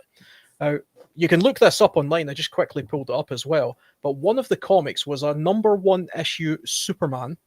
Oh, geez. They sold it. It was a 1939 #1 issue Superman. And they sold it for $9.12 million. Yeah, because it was in mint condition in plastic. Mint condition. Never used. They bought it once. They put it in a cardboard box and they left it in the loft. Yeah. And that house was about to be sold, but the brothers said we should maybe take a look and see what's up there before we sell it. There might be a box of stuff. There might be a box of gold coins up there. We never know. Yeah, they said that they knew there was a box of comics up there because their mother had told them, but they didn't know if it was worth anything or what it was. Yeah. But they thought we'll go up and we'll take a look and we'll go online and we'll see how much it's worth. And that's what it sold at auction. It's £6.9 million. Yeah, and I'm sure California took a ton of it because the guy owed medical bills, so we need 5.2 million first after taxes. Yeah. Now, That's a lot of money for a comic. Yeah, when it comes to prepping is an insurance as well. And Tammy has mentioned it several times on the live streams over the years. She'll buy a bunch of stuff at the store when it's on sale, like for Albertsons or Ralph's or whatever it is. They'll do like the 10 for 10 sale, so you can get 10 boxes of macaroni and cheese for $10, or 10 boxes of hamburger helper, or whatever it is. Well, she'll buy stuff that's not that's on and keep stockpiling her pantry up, and then when she goes to use it, to replace that one is now a lot more because of inflation. Right. And so basically everything is a hedge against inflation. And so if she's taking, if she says if you have money to put in the savings account, you buy food, and then while you're using that up, you add what the difference of what you're using when you bought it to replace it to a savings account, you actually save money. Yeah, if you got that extra money to do that with. My savings account is I freeze dry it. I get beef on sale, whatever. I'll cook it or not, or do whatever with it. And I freeze dry it and throw it in separate pouches. I got vegetables in jars, freeze dried, raw, blanched, whatever. And every now and then my wife's like, oh, I need peppers and onions for this sausage. I was like, hold on. I go downstairs and grab a half-gallon jar of freeze-dried onions, freeze-dried peppers. I throw them in a bowl, rehydrate them. I said, here you go. Yeah. She's like, oh, my God, where'd you get these? I'm like, I grew them. They're mine. They're ours. Yeah. The comic book thing popping up there, too, is back when I was, in, single digits, 8, 9, I was buying a lot of comics back in 64, 65, 66. And I had them in a box one of the times when we were moving, my mom decided to throw them out. Oh, my grandmother threw up my father's war cards. Yeah, he had war, all the different tanks, boats, all that stuff on it from the 20s or 30s. And she threw them all out. Yeah. He had thousands of them, and they're worth stupid money today. Yeah. But yeah. So there are other things they can use quote as insurance or investments. But so the value of what you put into your preps can turn around and support you later for things. My sister, one of the things she did, they had like three years of food storage, and she had quit working as a real estate agent because she was taking care of Mark, Jenny, 5 bunch kids. of family members. Yeah, had five kids, and then her husband was working for his dad's company, and his dad decided to sell it, and the owner fired all family members. Of course, the company went bankrupt. The company went bankrupt 3 months later because he fired all the talent. Yeah, he fired everybody that knew something, but whatever. Mm-hmm. Yeah. So he was unemployed for 6 months trying to get another job because he got fired. And I tried to say, the guy, fired everybody. He went bankrupt, But so they lived on their food storage. Yep. As insurance. That was insurance. It was, against, it wasn't SHTF. It wasn't Tawaki. It was, an event. I've always said that the number one thing I prep for, if I don't consider myself a prepper, but the one thing I do prep for is unemployment, because at my age, that's my biggest risk. If I suddenly became unemployed and found myself between mortgage payments, which has happened to me a few times in life so far, that's what I'm preparing for. And there's nothing worse than being in very lean times for a couple of months where you're trying to find another job and you're behind on the bills and having to worry about literally buying food. So that's what I prepare for, I suppose, in the short term. And everything else, is kind of, a bit of a hobby, a bit of a sort of long-range forecast, a little bit of very long-range planning. But ultimately, you should really just prepare for the thing that absolutely is the most likely thing to happen to you at that point in your life. Yeah. Because that's the smart thing to do, I think. Oh, was that the last question? That was the last question. Uh-oh. We got 2 hours to go here. I know, an hour. 47 minutes. Oh, whatever. Something's wrong with your clock, dude. My computer literally says it's 5:10 p.m. Yours says it's like 5:12 or 3:12. 5:12, yeah. Yeah, something. I don't know. Oh, you're looking at a clock on a wall. What does your computer tell you? 10 3:12. But the other computer here says it's 3:06. That's because they're not hooked to the internet. But anyway.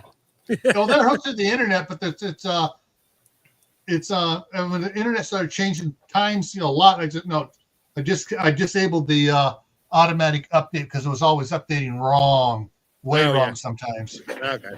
Yeah, my phone and my computer have the exact same time, and the minute changes within a millisecond of each other. All right, one thing here before I forget, I want to get something here up to put out here. So your success and can't even speak here. Succession plans for your family and stuff, for land. Don't forget cars, especially if you have collectible cars, motorcycles, QQs, tractors, whatever it is. Make sure that you have stuff designated, even if it's all paid off. Make sure everybody knows who gets it, and don't just make one copy. Make multiple copies. And some of the things you could do if there's going to be a fight over something, send both of them a certified copied letter of it that's been notarized, so they know who's getting what, and they can't go, oh, well, I'm supposed to get it. And they all both know that the other one has a certified letter, so they can't argue about it come time. Yeah. That's the only thing I haven't added to our will yet is my property and the tractor and all the other stuff I got out there. So I gotta stop in and just have an addendum put on it, because wife and I talked about it. May not leave we might leave the property to just one of my daughters, because she'll probably move there and use it. If not, it goes to my niece, because she'll come back from Colorado and move on and start a farm. Yeah. Okay. Control C. What's up, Bob? Oh, trust me, even if you put everything in writing, the savages will fight over it. Trust me, people are greedy, man. Yeah. Well, that's what your relatives become when you die or a loved one dies. They become animals. And I've been through it. I was executor of my mom's estate, and the ones who do the least, who never visit that relative, who never help them out, want the most, and they want everything. That didn't happen with my mother, fortunately. And it was actually it's a hysterical story. My sister tells it all the time. We're both sitting at my mom's dining room table, going through the will, going through stuff, whatever paperwork we could find. The first day we're up there, and I'm reading the will, and I'm reading it, and I'm flipping pages back and forth. And she's like, "What's the matter?" I was like, "This literally says that you are the executress for the estate." She's like, "I thought we were both." I was like, "Not according to this." And she called the lawyer real quick, cost us $50. And they said, "Oh yeah, Cheryl is she's the executress." I looked at her, I stood up, I said, "See ya." And she, of course, I wasn't going to leave because I knew she would take care of it. And the two of us, we did everything. I did all the grunt work. She did all the paperwork. And she took her minor fee. She didn't even want to take a fee. And I said, "You're allowed up to 20%, right?" She's like, "I know, but we're going to split it anyway." I was like, "I know, but," I was fighting for her. She's like, "No." She's like, you did a lot of work. You always came up here. She didn't go up as much and that. And then we split it. I mean, she took like 10 grand or something. I was like, that's fine, because she used a lot of fuel going back and forth and did a lot of her time. So I'm like, yeah, take it. And but that's the good thing, is we get along so well. There were no, I want this. It was more like, do you want this? Like, no. Do you want it? No. Throw it in pile for the auction. Or we did fight over beer steins. I was like, you know, these are supposed to be mine, right? And she's like, no, Mom said they were mine. I was like, no, literally, Mom and Dad both said they're mine, because you don't collect beer stuff. I do. She's like, all right, well, I'll take the broken one. It had a broken pewter lid on it. She's like, I'll take the broken one. You can have the good one. I was like, okay.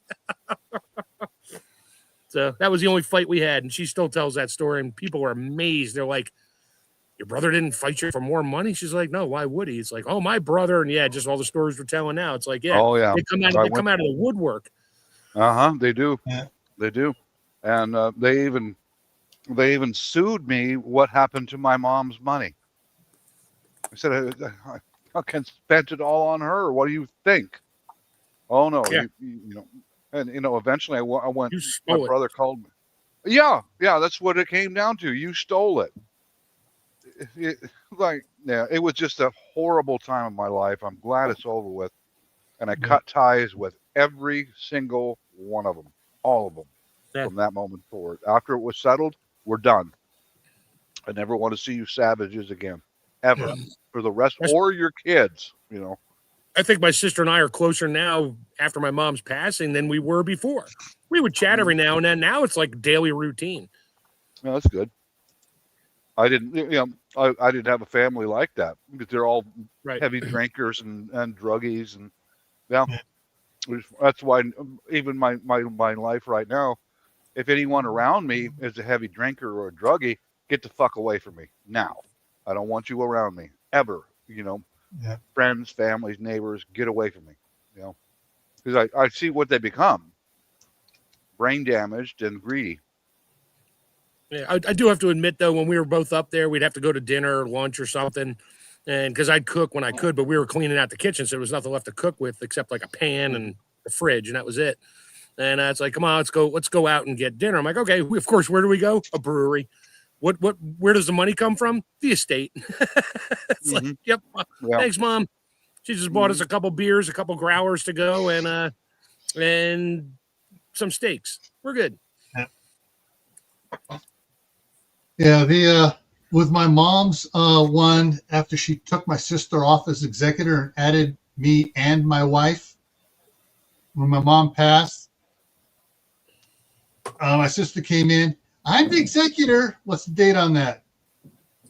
Showed her the other one, which was notarized, and she saw mine was notarized, hers wasn't. She goes, oh, why'd you change that? Well, because you drove her crazy when she was living with you for those 2 years, and she spent the last 8 years living with me.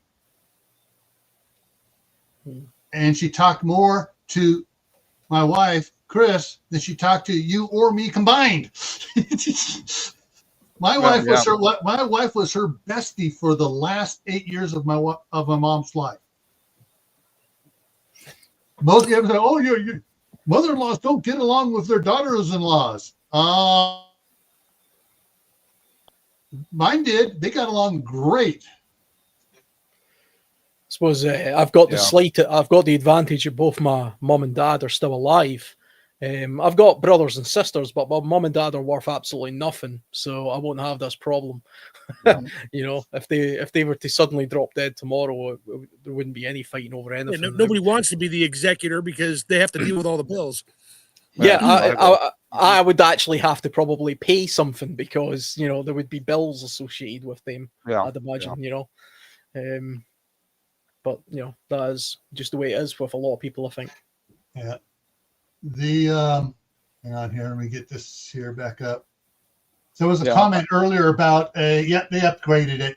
So there was an earthquake earlier that was a 6.7, and I forget who it was. Said it was, you know, said it was a 7. The USGS finally upgraded it to a 7-point earthquake up on the Alaska-Canada border, right where the line, where Alaska kind of follows the shoreline there a little bit by Canada, and it goes straight up. Right at that point where it goes straight up is where the earthquake was. So there's some bays up there. So I'm not sure how bad people were affected up there, but they just had a 7-point earthquake up there. Yeah, I saw that on the news. Yeah. No, yeah. People become animals, man. Well, here was the argument that my mom made me the executor and the durable power of attorney because she knew that I was the only one she could trust. Period. That was done back in the 90s, Yeah. I remember our family's attorney said, Bob, she didn't do you any favors. Well, but she's right. I'm the only one she can trust, And here was their argument after how I shouldn't get anything from my mom's estate, etc., because I used to go to the Philippines. It's like, hey, morons, idiots. I worked at Boeing. I went to work every day, and I went there once a year to visit my fiance. Hello. You could do the same thing if you weren't putting a bong in your mouth or drink it every damn day. You could do the same thing, but you don't. Yeah, he was pilfering her estate back when she was still alive. Like, you fuck. Yeah. Then when my wife got here, my wife and I took care of my mom, literally, physically, everything. And then she's such a brilliant woman. I love it. Anyway. She's sitting on the sofa over there and going, and my brother was arguing. Mom was not in her sound mind and body when she signed you into as the executor. And my wife went, she did that in 1991. Jim, you're the oldest oldest man in the family. Why didn't she have you do this? And he just said straight out, it's because she didn't trust me. And I said, that speaks volumes right there. But here they continue, that's that druggy alcoholic mindset. Yeah. It's never my fault. No, not my fault. It's somebody else. Yeah. Hey, Shadow, how are you faring out after your issues you had there a while back? You doing okay? Yeah. It has been a quite stressful year. Yeah. I would imagine. Yeah, you don't have to get into details, but yeah, I know. A lot of us know because a lot of us have already gone through it. Except for Alan. Yeah. You're in for it, Alan. Yeah. That'll happen. I've got I suppose I've got the luck that both my parents were quite young when they had me. So there's only like 17 years of a difference between me and my parents. So there's every chance I'll go before them. Yeah, just mark my words, Alan. The family members who do the least want the most. Just trust me on that. Oh, well, I seen that with my grandparents. So there was fighting over that, and that was a nasty thing to see. But hey, that's just the way some people are. Well, what I did take out of my mom's estate was my dad's U.S. Army Air Corps uniform, his Class A uniform from World War II. And my little piggy sister turns to me and says, what makes you think you have the right to claim that? I said, because I'm the only veteran in the family. That gives me the right. She goes, I'm going to sue you. She saw was, I could probably sell that for $20. Bingo. Yeah, and she says, well, I'm going to sue you for it. And I said, you already have. And go ahead and sue me again. Go ahead. My lawyer fees will come out of the estate. My lawyer fees will. So go ahead. That's why chances are very good I'll die in a far off distant land. And I don't I don't care anymore. If somebody wants something from my estate, I'm not going to assign anything to anybody. I hope I die an absolute pauper. Nothing. Well, you can fake that real good, Bob. Just put everything into a living trust. No. And then they go, No. Let me finish my sentence. Because the way I look at it is reality. My kids are all competent people. They can get their own, like I did. Yeah. You understand? Yeah. I'm not going to sit there and stress and worry and, oh man, I might save $1 so my kids can have it. I don't do that. Yeah. You get your own, like I did. Period. You know. Yeah. But yeah, I'll be on the other side of the world. Yeah. You know, they can fight over it if they want to. I don't care. I'll be dead. You know. Yeah. My grandmother, for me, my brother, my younger brother, my cousin that's same age as me, and her younger brother, who's the same age as my younger brother, gave all of us $25,000 for down payments on the houses we were getting. Every time we went and bought it, here's $25,000. Here's $25,000. When she passed away, she had, I think, $10,000 in the bank, and she had at one time owned 15 properties that she had as rental properties. And she got tired of dealing with it, and she'd sell one off. She'd sell one off, give stuff to the grandkids, and everybody knew she was doing this. So when she passed away, it was like, party. No, and what she had left over, all the grandkids and everybody else said, all right, her two daughters, my mom, my aunt, you guys divided up, and they started dividing up amongst their kids. I mean, it was like, you take some, you take some, you take some, you do something good with it. And that was one of the things. You do something good with it. And so, I mean, she died 6 months after I bought my house. And so the next month, the $5,000 my mom gave me was okay. And it paid down my mortgage a little bit more. But, she gave us all a head start. And that way, like for me, when I married my wife, she saw what had happened, and so she started dumping more of her income into the house as well. And so I'm doing the math here in my head. So my daughter was born in 94. Before she was 17, the house was paid for. So, and she was born 4 years after. So in less than 21 years, the house was paid for. And from that one, what we have left over, we bought the house across the street here, and 2 months ago, it was paid for.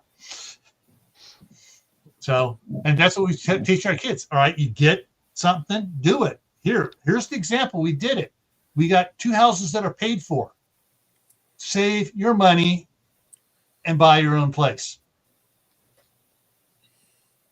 So I got two sons living at home, still paying $700 a month rent, and the rest of it goes in the bank account. So that works. Yeah. So I'm not kicking them out because they're saving money, and they're getting ready to buy their own place. Just not in California. No, yeah, my oldest son, my youngest son wants to buy something near Sacramento because his hobby is going up to the Sacramento Railroad Museum every weekend he can, and he volunteers there as either on maintenance or as a dozin on the trains up there. Yeah. Okay, cool. He's given back historically. I mean, to me, I can't argue with that. Nope. Yeah.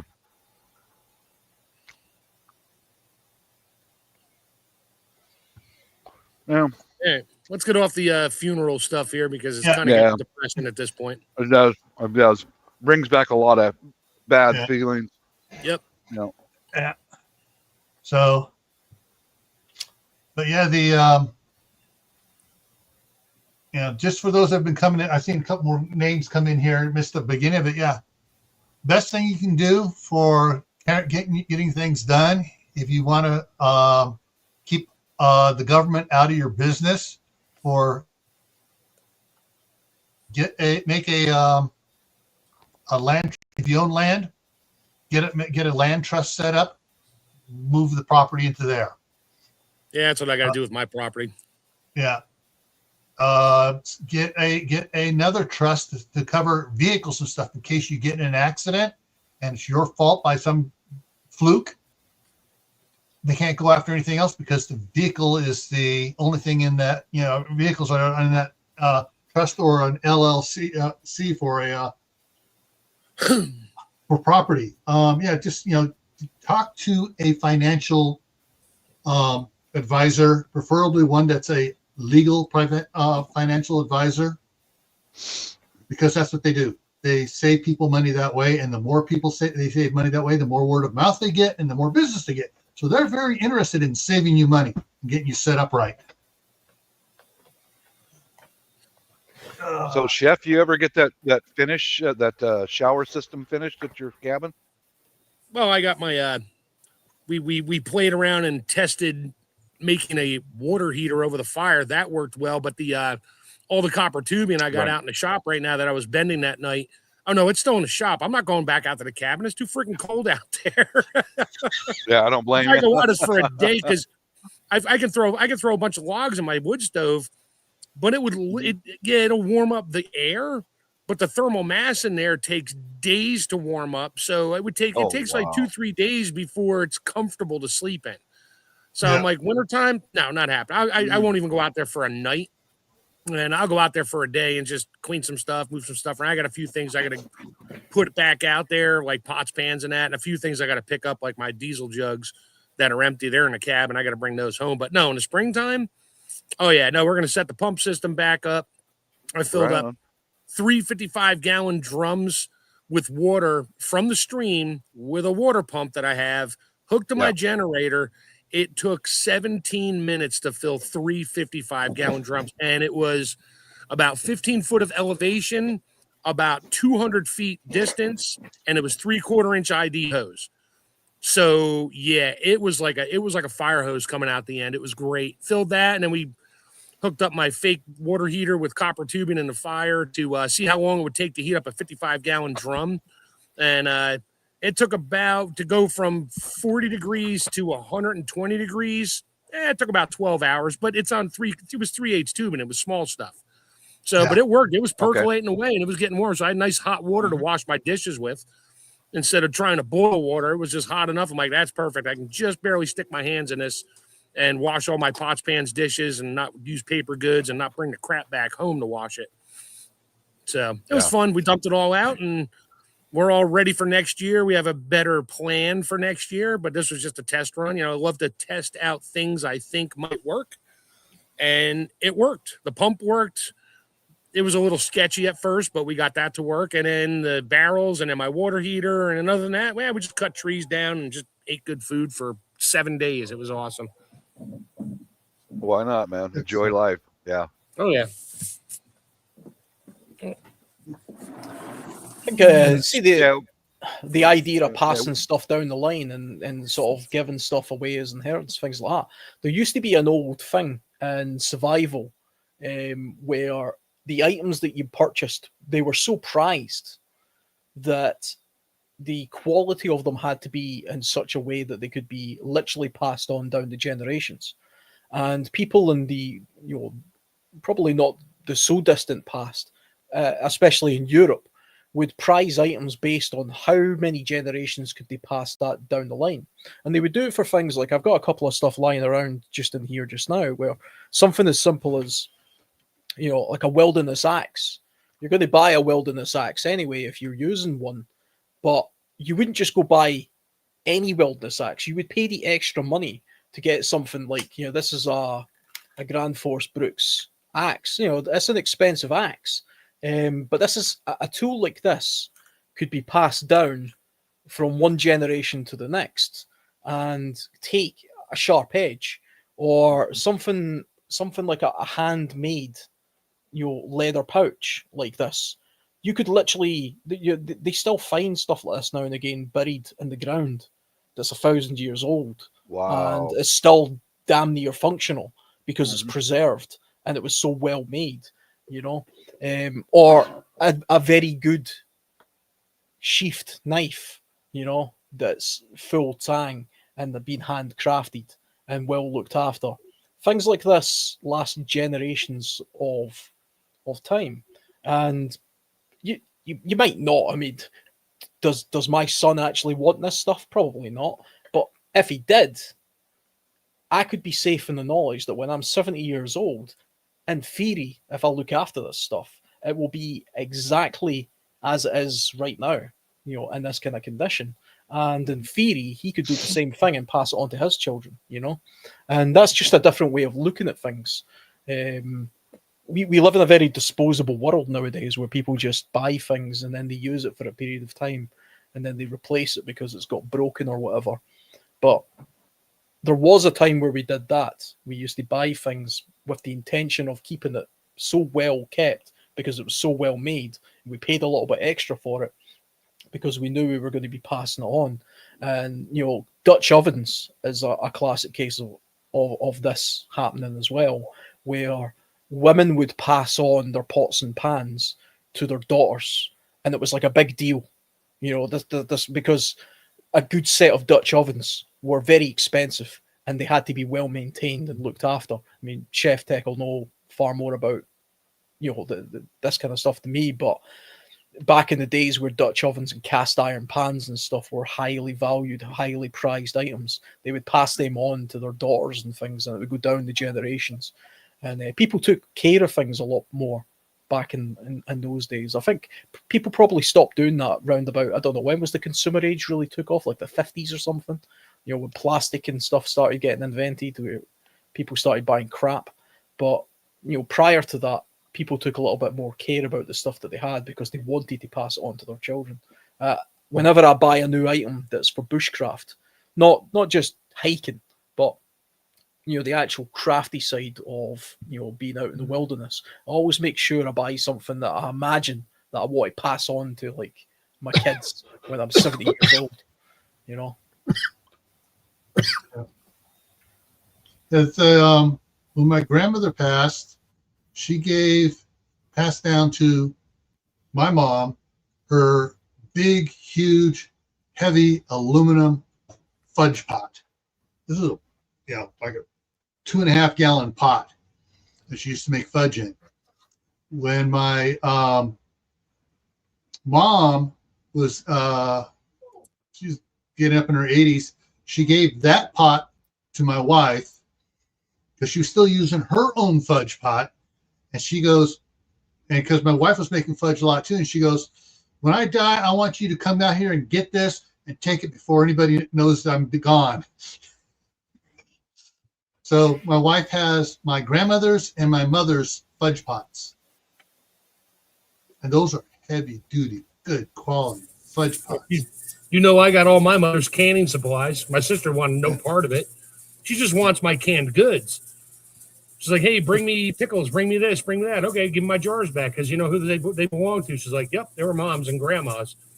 So, and that's the sound of a pressure canner going right now, jiggling in the background if you're listening.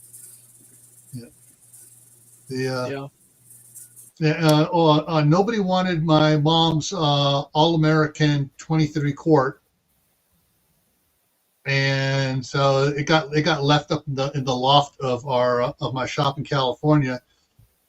And totally spacing out 5 years later, 6 years later, that it was even up there.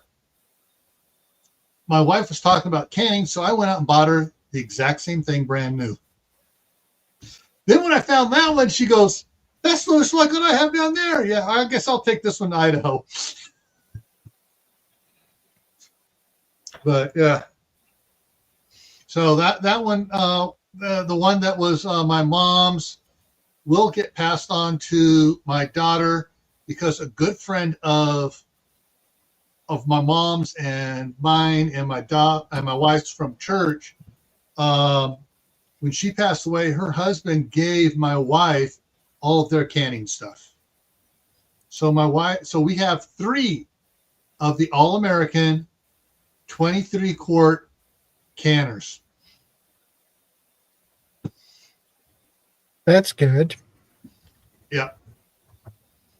So, the idea of sort of passing stuff down to your children. I mean, at one point it was almost religious the way people used to do it, and in this country, people used to pass down things like their weaponry. You know, like their sword would go from father to son, and so on, and you know, all this kind of stuff, and some of the clothing that they would have as well. So you would have like thick handmade woolen clothing that would be passed down from one generation to the next, whether it be like in the form of a blanket or some sort of cape or kilt or something like that. You know, it would go down through the generations, and you know, as people had a lot less in those days, things like that were very prized, and if everybody was a little bit more like that, where they passed, they made or purchased things of high quality that had longevity, and then they maintained it and passed it on, you know, the world would be something of a better place, I think, and we wouldn't live in a time where, you know, you would just buy stuff and throw it out after a fairly short period of time. A lot of waste. We live in a very wasteful society, I believe. Yeah, we do. Yeah, it's difficult to get quality of any kind. Like what I'll mention, my recent thing is a tool on Amazon says it's Japanese, a gardening tool. Yeah. And I've got some Japanese gardening tools, and they're beautiful. They're worth keeping. So I ordered it on Amazon, and it came in, and it was made in China.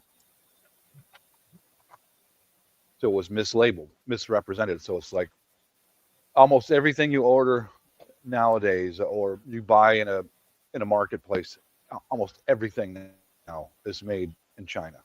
It's not worth keeping, you know.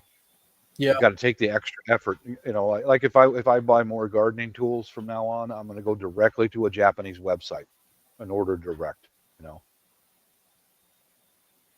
Yeah, I mean, China tapped into the wasteful nature of the West, and so they mass-produced things to, you know, meet the needs. They outcompeted. Yeah, they outcompeted. You know, and we're to blame for that. All they did was take an opportunity. They took advantage of something. They seen a market, and they could undercut it because they didn't pay the kind of salaries that would be expected in our countries. And so they basically made crap and sold us crap because we would buy it. And, you know, I don't blame them for doing that.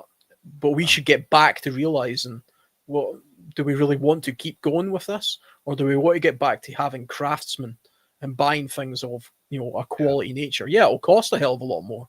If you buy something that's made in America, it's going to cost 5 times the price that it'll cost you to buy in China. That's the same in the UK, you know? And as long as you're buying something for an actual practical use that you're going to use, and you intend on sort of maybe even passing it on, then you don't mind paying for something a little bit more valuable, because you're going to have it forever anyway.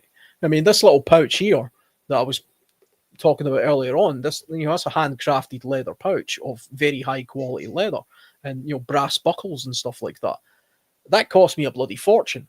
Far more than what it would if I was to buy a Chinese version on Amazon. The difference is, I'm never going to buy this again. I've bought it once. That's it. You know, I bought it, I'll use it, and then I'll pass it on to somebody who might want it one day or not. But if I bought the Chinese version, you know, it'll last 3 or 4 years, and then it'll look like garbage, and I'll have to go and buy another one. That's the long-term goal with the tariffs, increasing the tariffs. To get manufacturing, even if it's a foreign company, get it built here. Like, because recently, for example, a large old steel mill that's still somewhat in operation somewhere in Pennsylvania, the Japanese bought it, and they're renovating the whole place. And well, you know how smart they are about manufacturing. They make the best stuff possible, and they're setting it up to where steel is going to be made right here in the U.S., not brought in from China, you know, just garbage. This was passed down to me from my dad, and it was passed down to him from his uncle. His uncle and aunt were in China when Japan invaded China and were taken as civilian prisoners. And when the camp was liberated, he chased the commandant into the woods and came back with the commandant's sword. And so that has become a family heirloom. And so I already know right now who's going to go to from me, unless one of my boys decided to get married and have kids. But it's going to go to my grandson Danny, when he turns 18. That was very nice of that Commandant just to give up that sword like that. Yeah, the only problem is there's this little itty bitty nick in the blade. Yeah. Where it hit bone.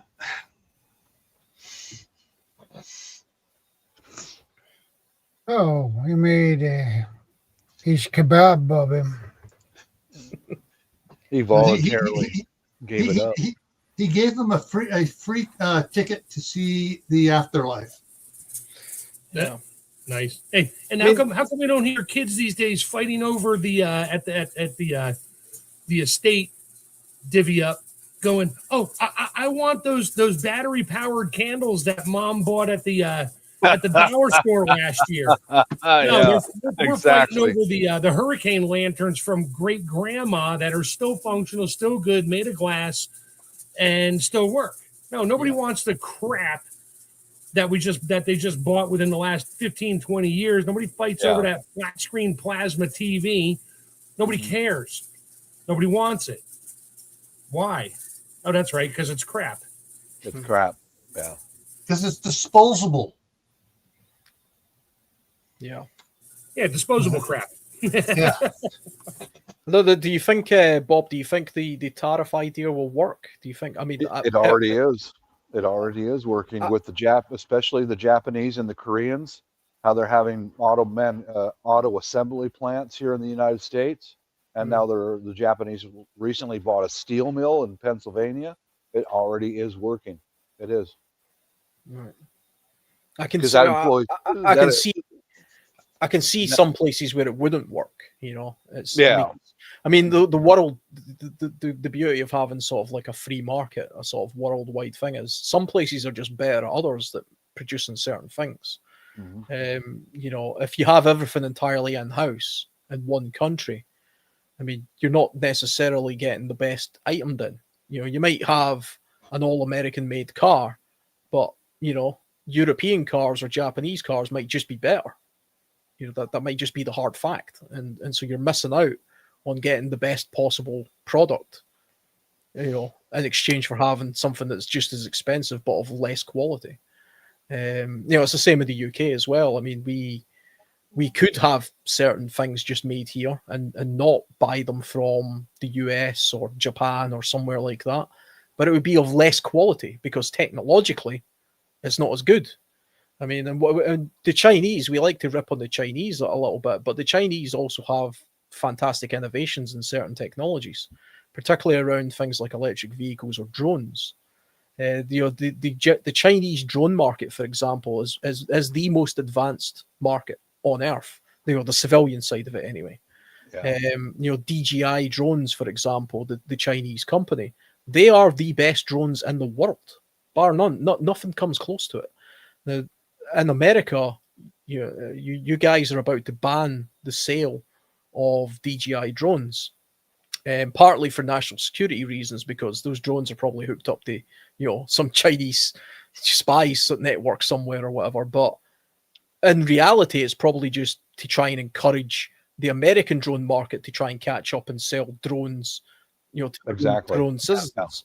But my feeling is that all you're going to end up having is a substandard drone, you know, because don't look down on American manufacturing. We build very high quality items. We really do. Yeah, that's true. But I mean, that's not to say other countries don't as well. And you know, it might be the case that just other countries just do some things better. You know, all of my knives, for example, I buy all my knives from Sweden.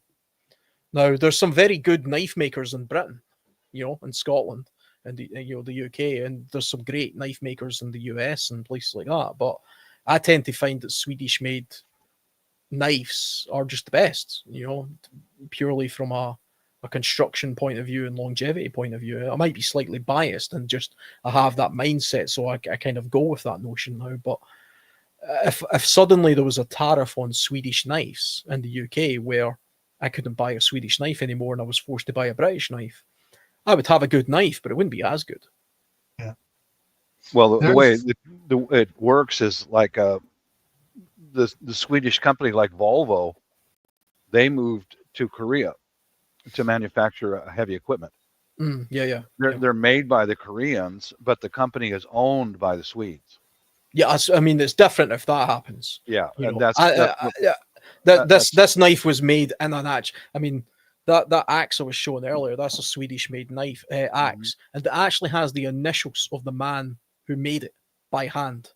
And you can look him up on their website and see a photograph of him and his bio, and tells you everything about him. You know, that's how detailed you know they are with the craftsmanship to those products.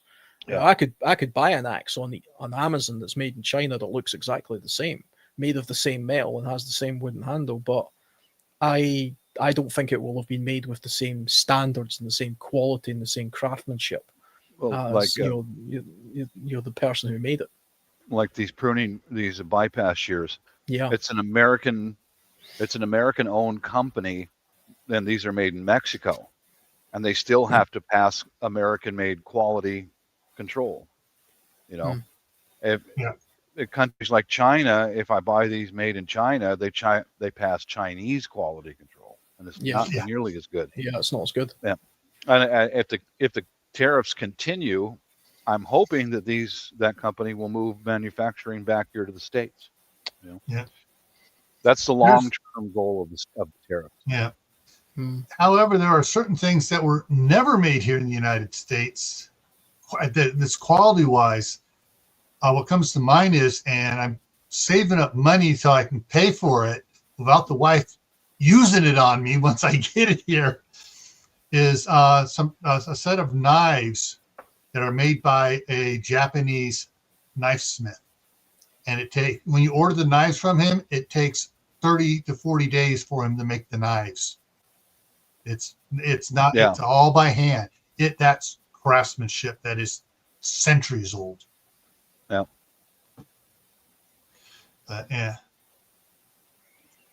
Yeah, it'd be interesting to see how well the tariffs play out, because I've been following it a little bit. I'm not entirely clued up on exactly. I understand the principle behind it, but I'm a little bit. I've been listening to Ben Shapiro a lot, and he's very much against the tariffs, and he's been explaining why. So, well, the problem with tariff back in American history, when Andrew Jackson was president, we had no debt. There was no national debt. Everything was paid for by tariffs coming into the country. Then the rich boys decided, hey, we need to get a piece of this money stuff, and they created the International Bank. And they bought senators and representatives to pass a law to eliminate tariffs and set limits on tariffs, and go to the international banking system, which was owned by Rockefeller and Van Horn and a bunch of the others. And so these trillionaires are making money off the national debt here. So the one thing that Trump needs to do, and he can't do it, is to eliminate or to override that law or get it removed that limits the amount of tariffs and eliminates the national bank, the international bank, and stuff, and eliminate the Fed. The Fed is it's called the Fed, but it's not really a federal agency. It's a private corporation called the Federal Reserve. They need to eliminate that. And then the tariffs would have immense change on it. That's part of the problem. That's what the tariffs, if they were used properly, in 10 years we could have no national debt. Yeah, I think the first thing he has to do is get us to not be. We need to become a sovereign country again and not a corporate entity. Yeah, that's its own. That's a whole nother 10-hour discussion there. Yeah. Oh, it reminds me of a video from the Fat Electrician. Did you know there are only 2 branches in the United States government? Yeah, the military. And the military. No, in the military branches, there's only 2: the United States Army and the United States Navy. The Air Force is a corporation, and the Marine Corps is a cult. Because who else drinks Cobra blood? Who else eats crayons? That too. I think Crayola owns the Marines. No, they're sponsored by the Marines. Oh, sponsored. That's right. Yeah. Sorry. Didn't mean owned. I meant sponsored. But yeah, the tariffs, you know, it's not just tariffs. It's a bunch of other things in line to get it to work right. But, you know, unfortunately, the rich boys got in there, bought off some crooked senators and representatives, got laws passed. And yeah, it's been a whole downhill nightmare, making the trillionaires richer off of, our national debt.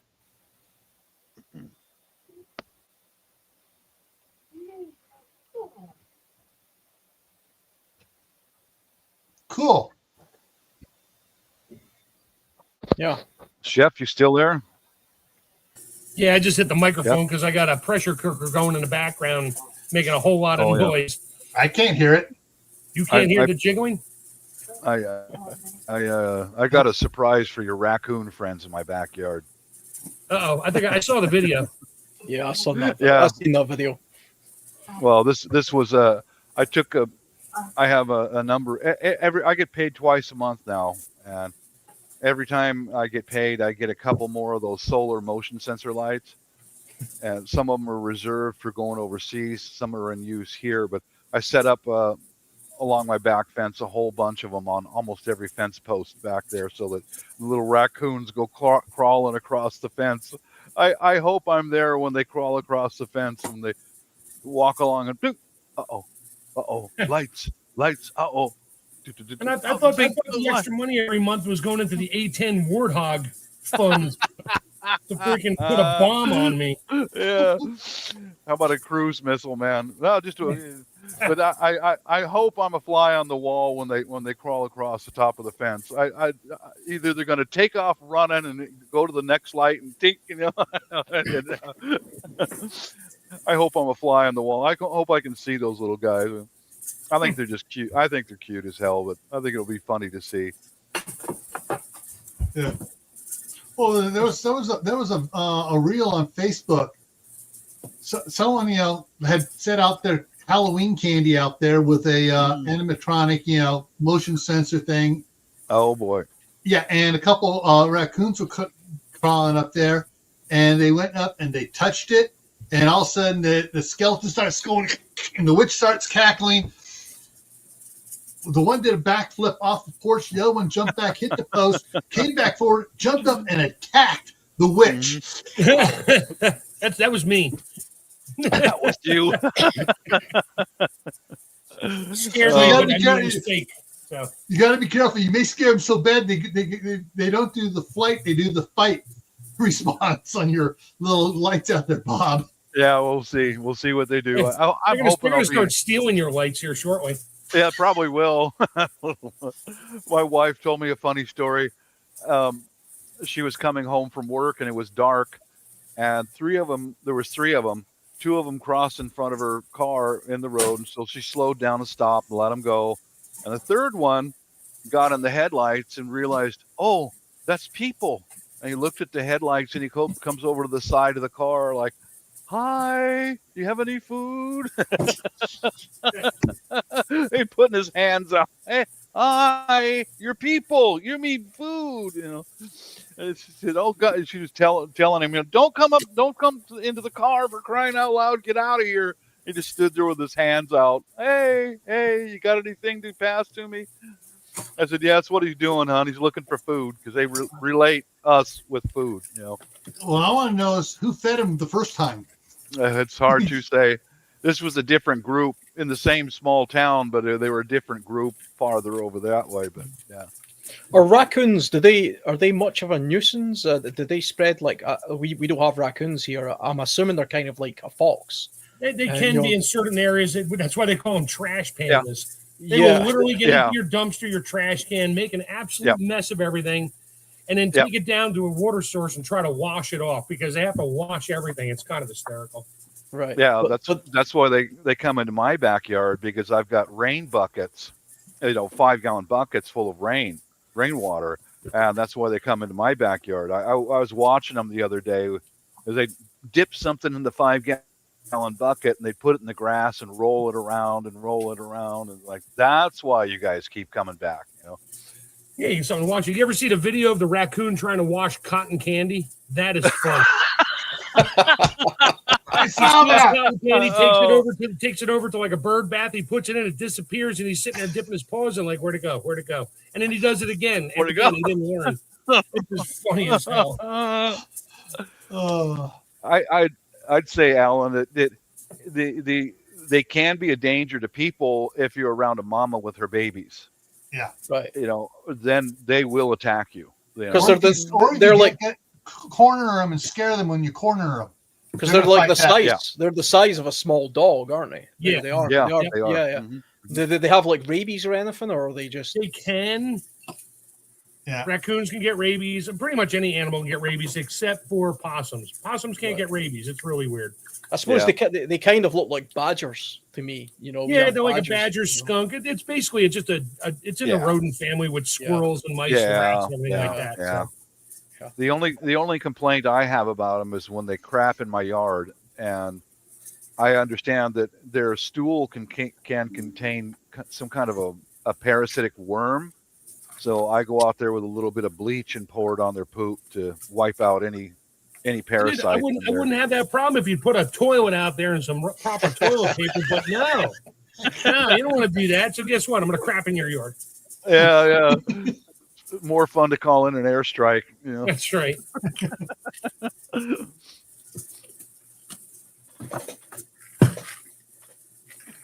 No, they are a danger to like your house dogs and stuff like that, house pets. Because I've seen a few videos where a dog will go out in the backyard after them, and they will turn around and attack your dog. Yeah. In fact, they'll kill your hunting dogs too. Don't.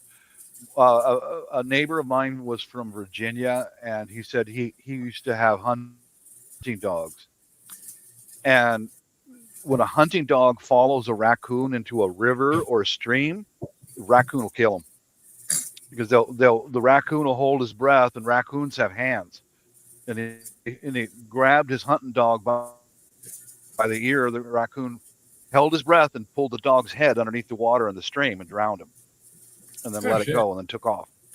Yeah. Sadistic little creatures. All right. So I mean, they're in some states you can have them as pets. They are trainable.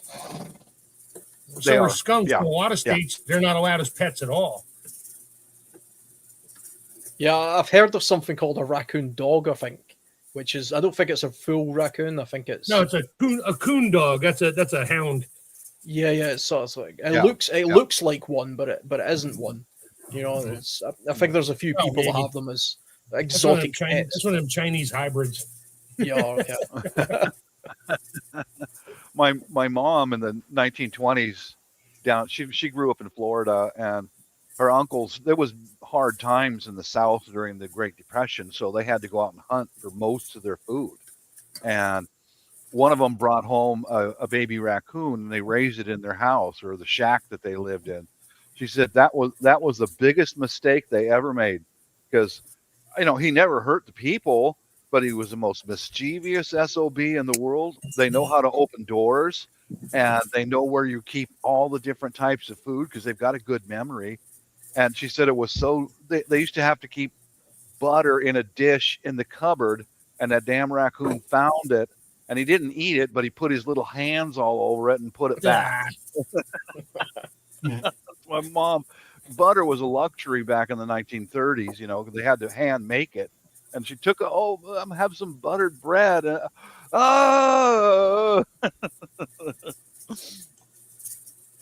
Damn raccoon put his paws all over it, so she had to throw it out. Yeah. And then he realized you couldn't wash it to eat it. It just turned a greasy smear on his hands. Yes. Mm-hmm. But just think how life has changed, guys. My mom and dad both told about their turn on the butter churn when they were growing up.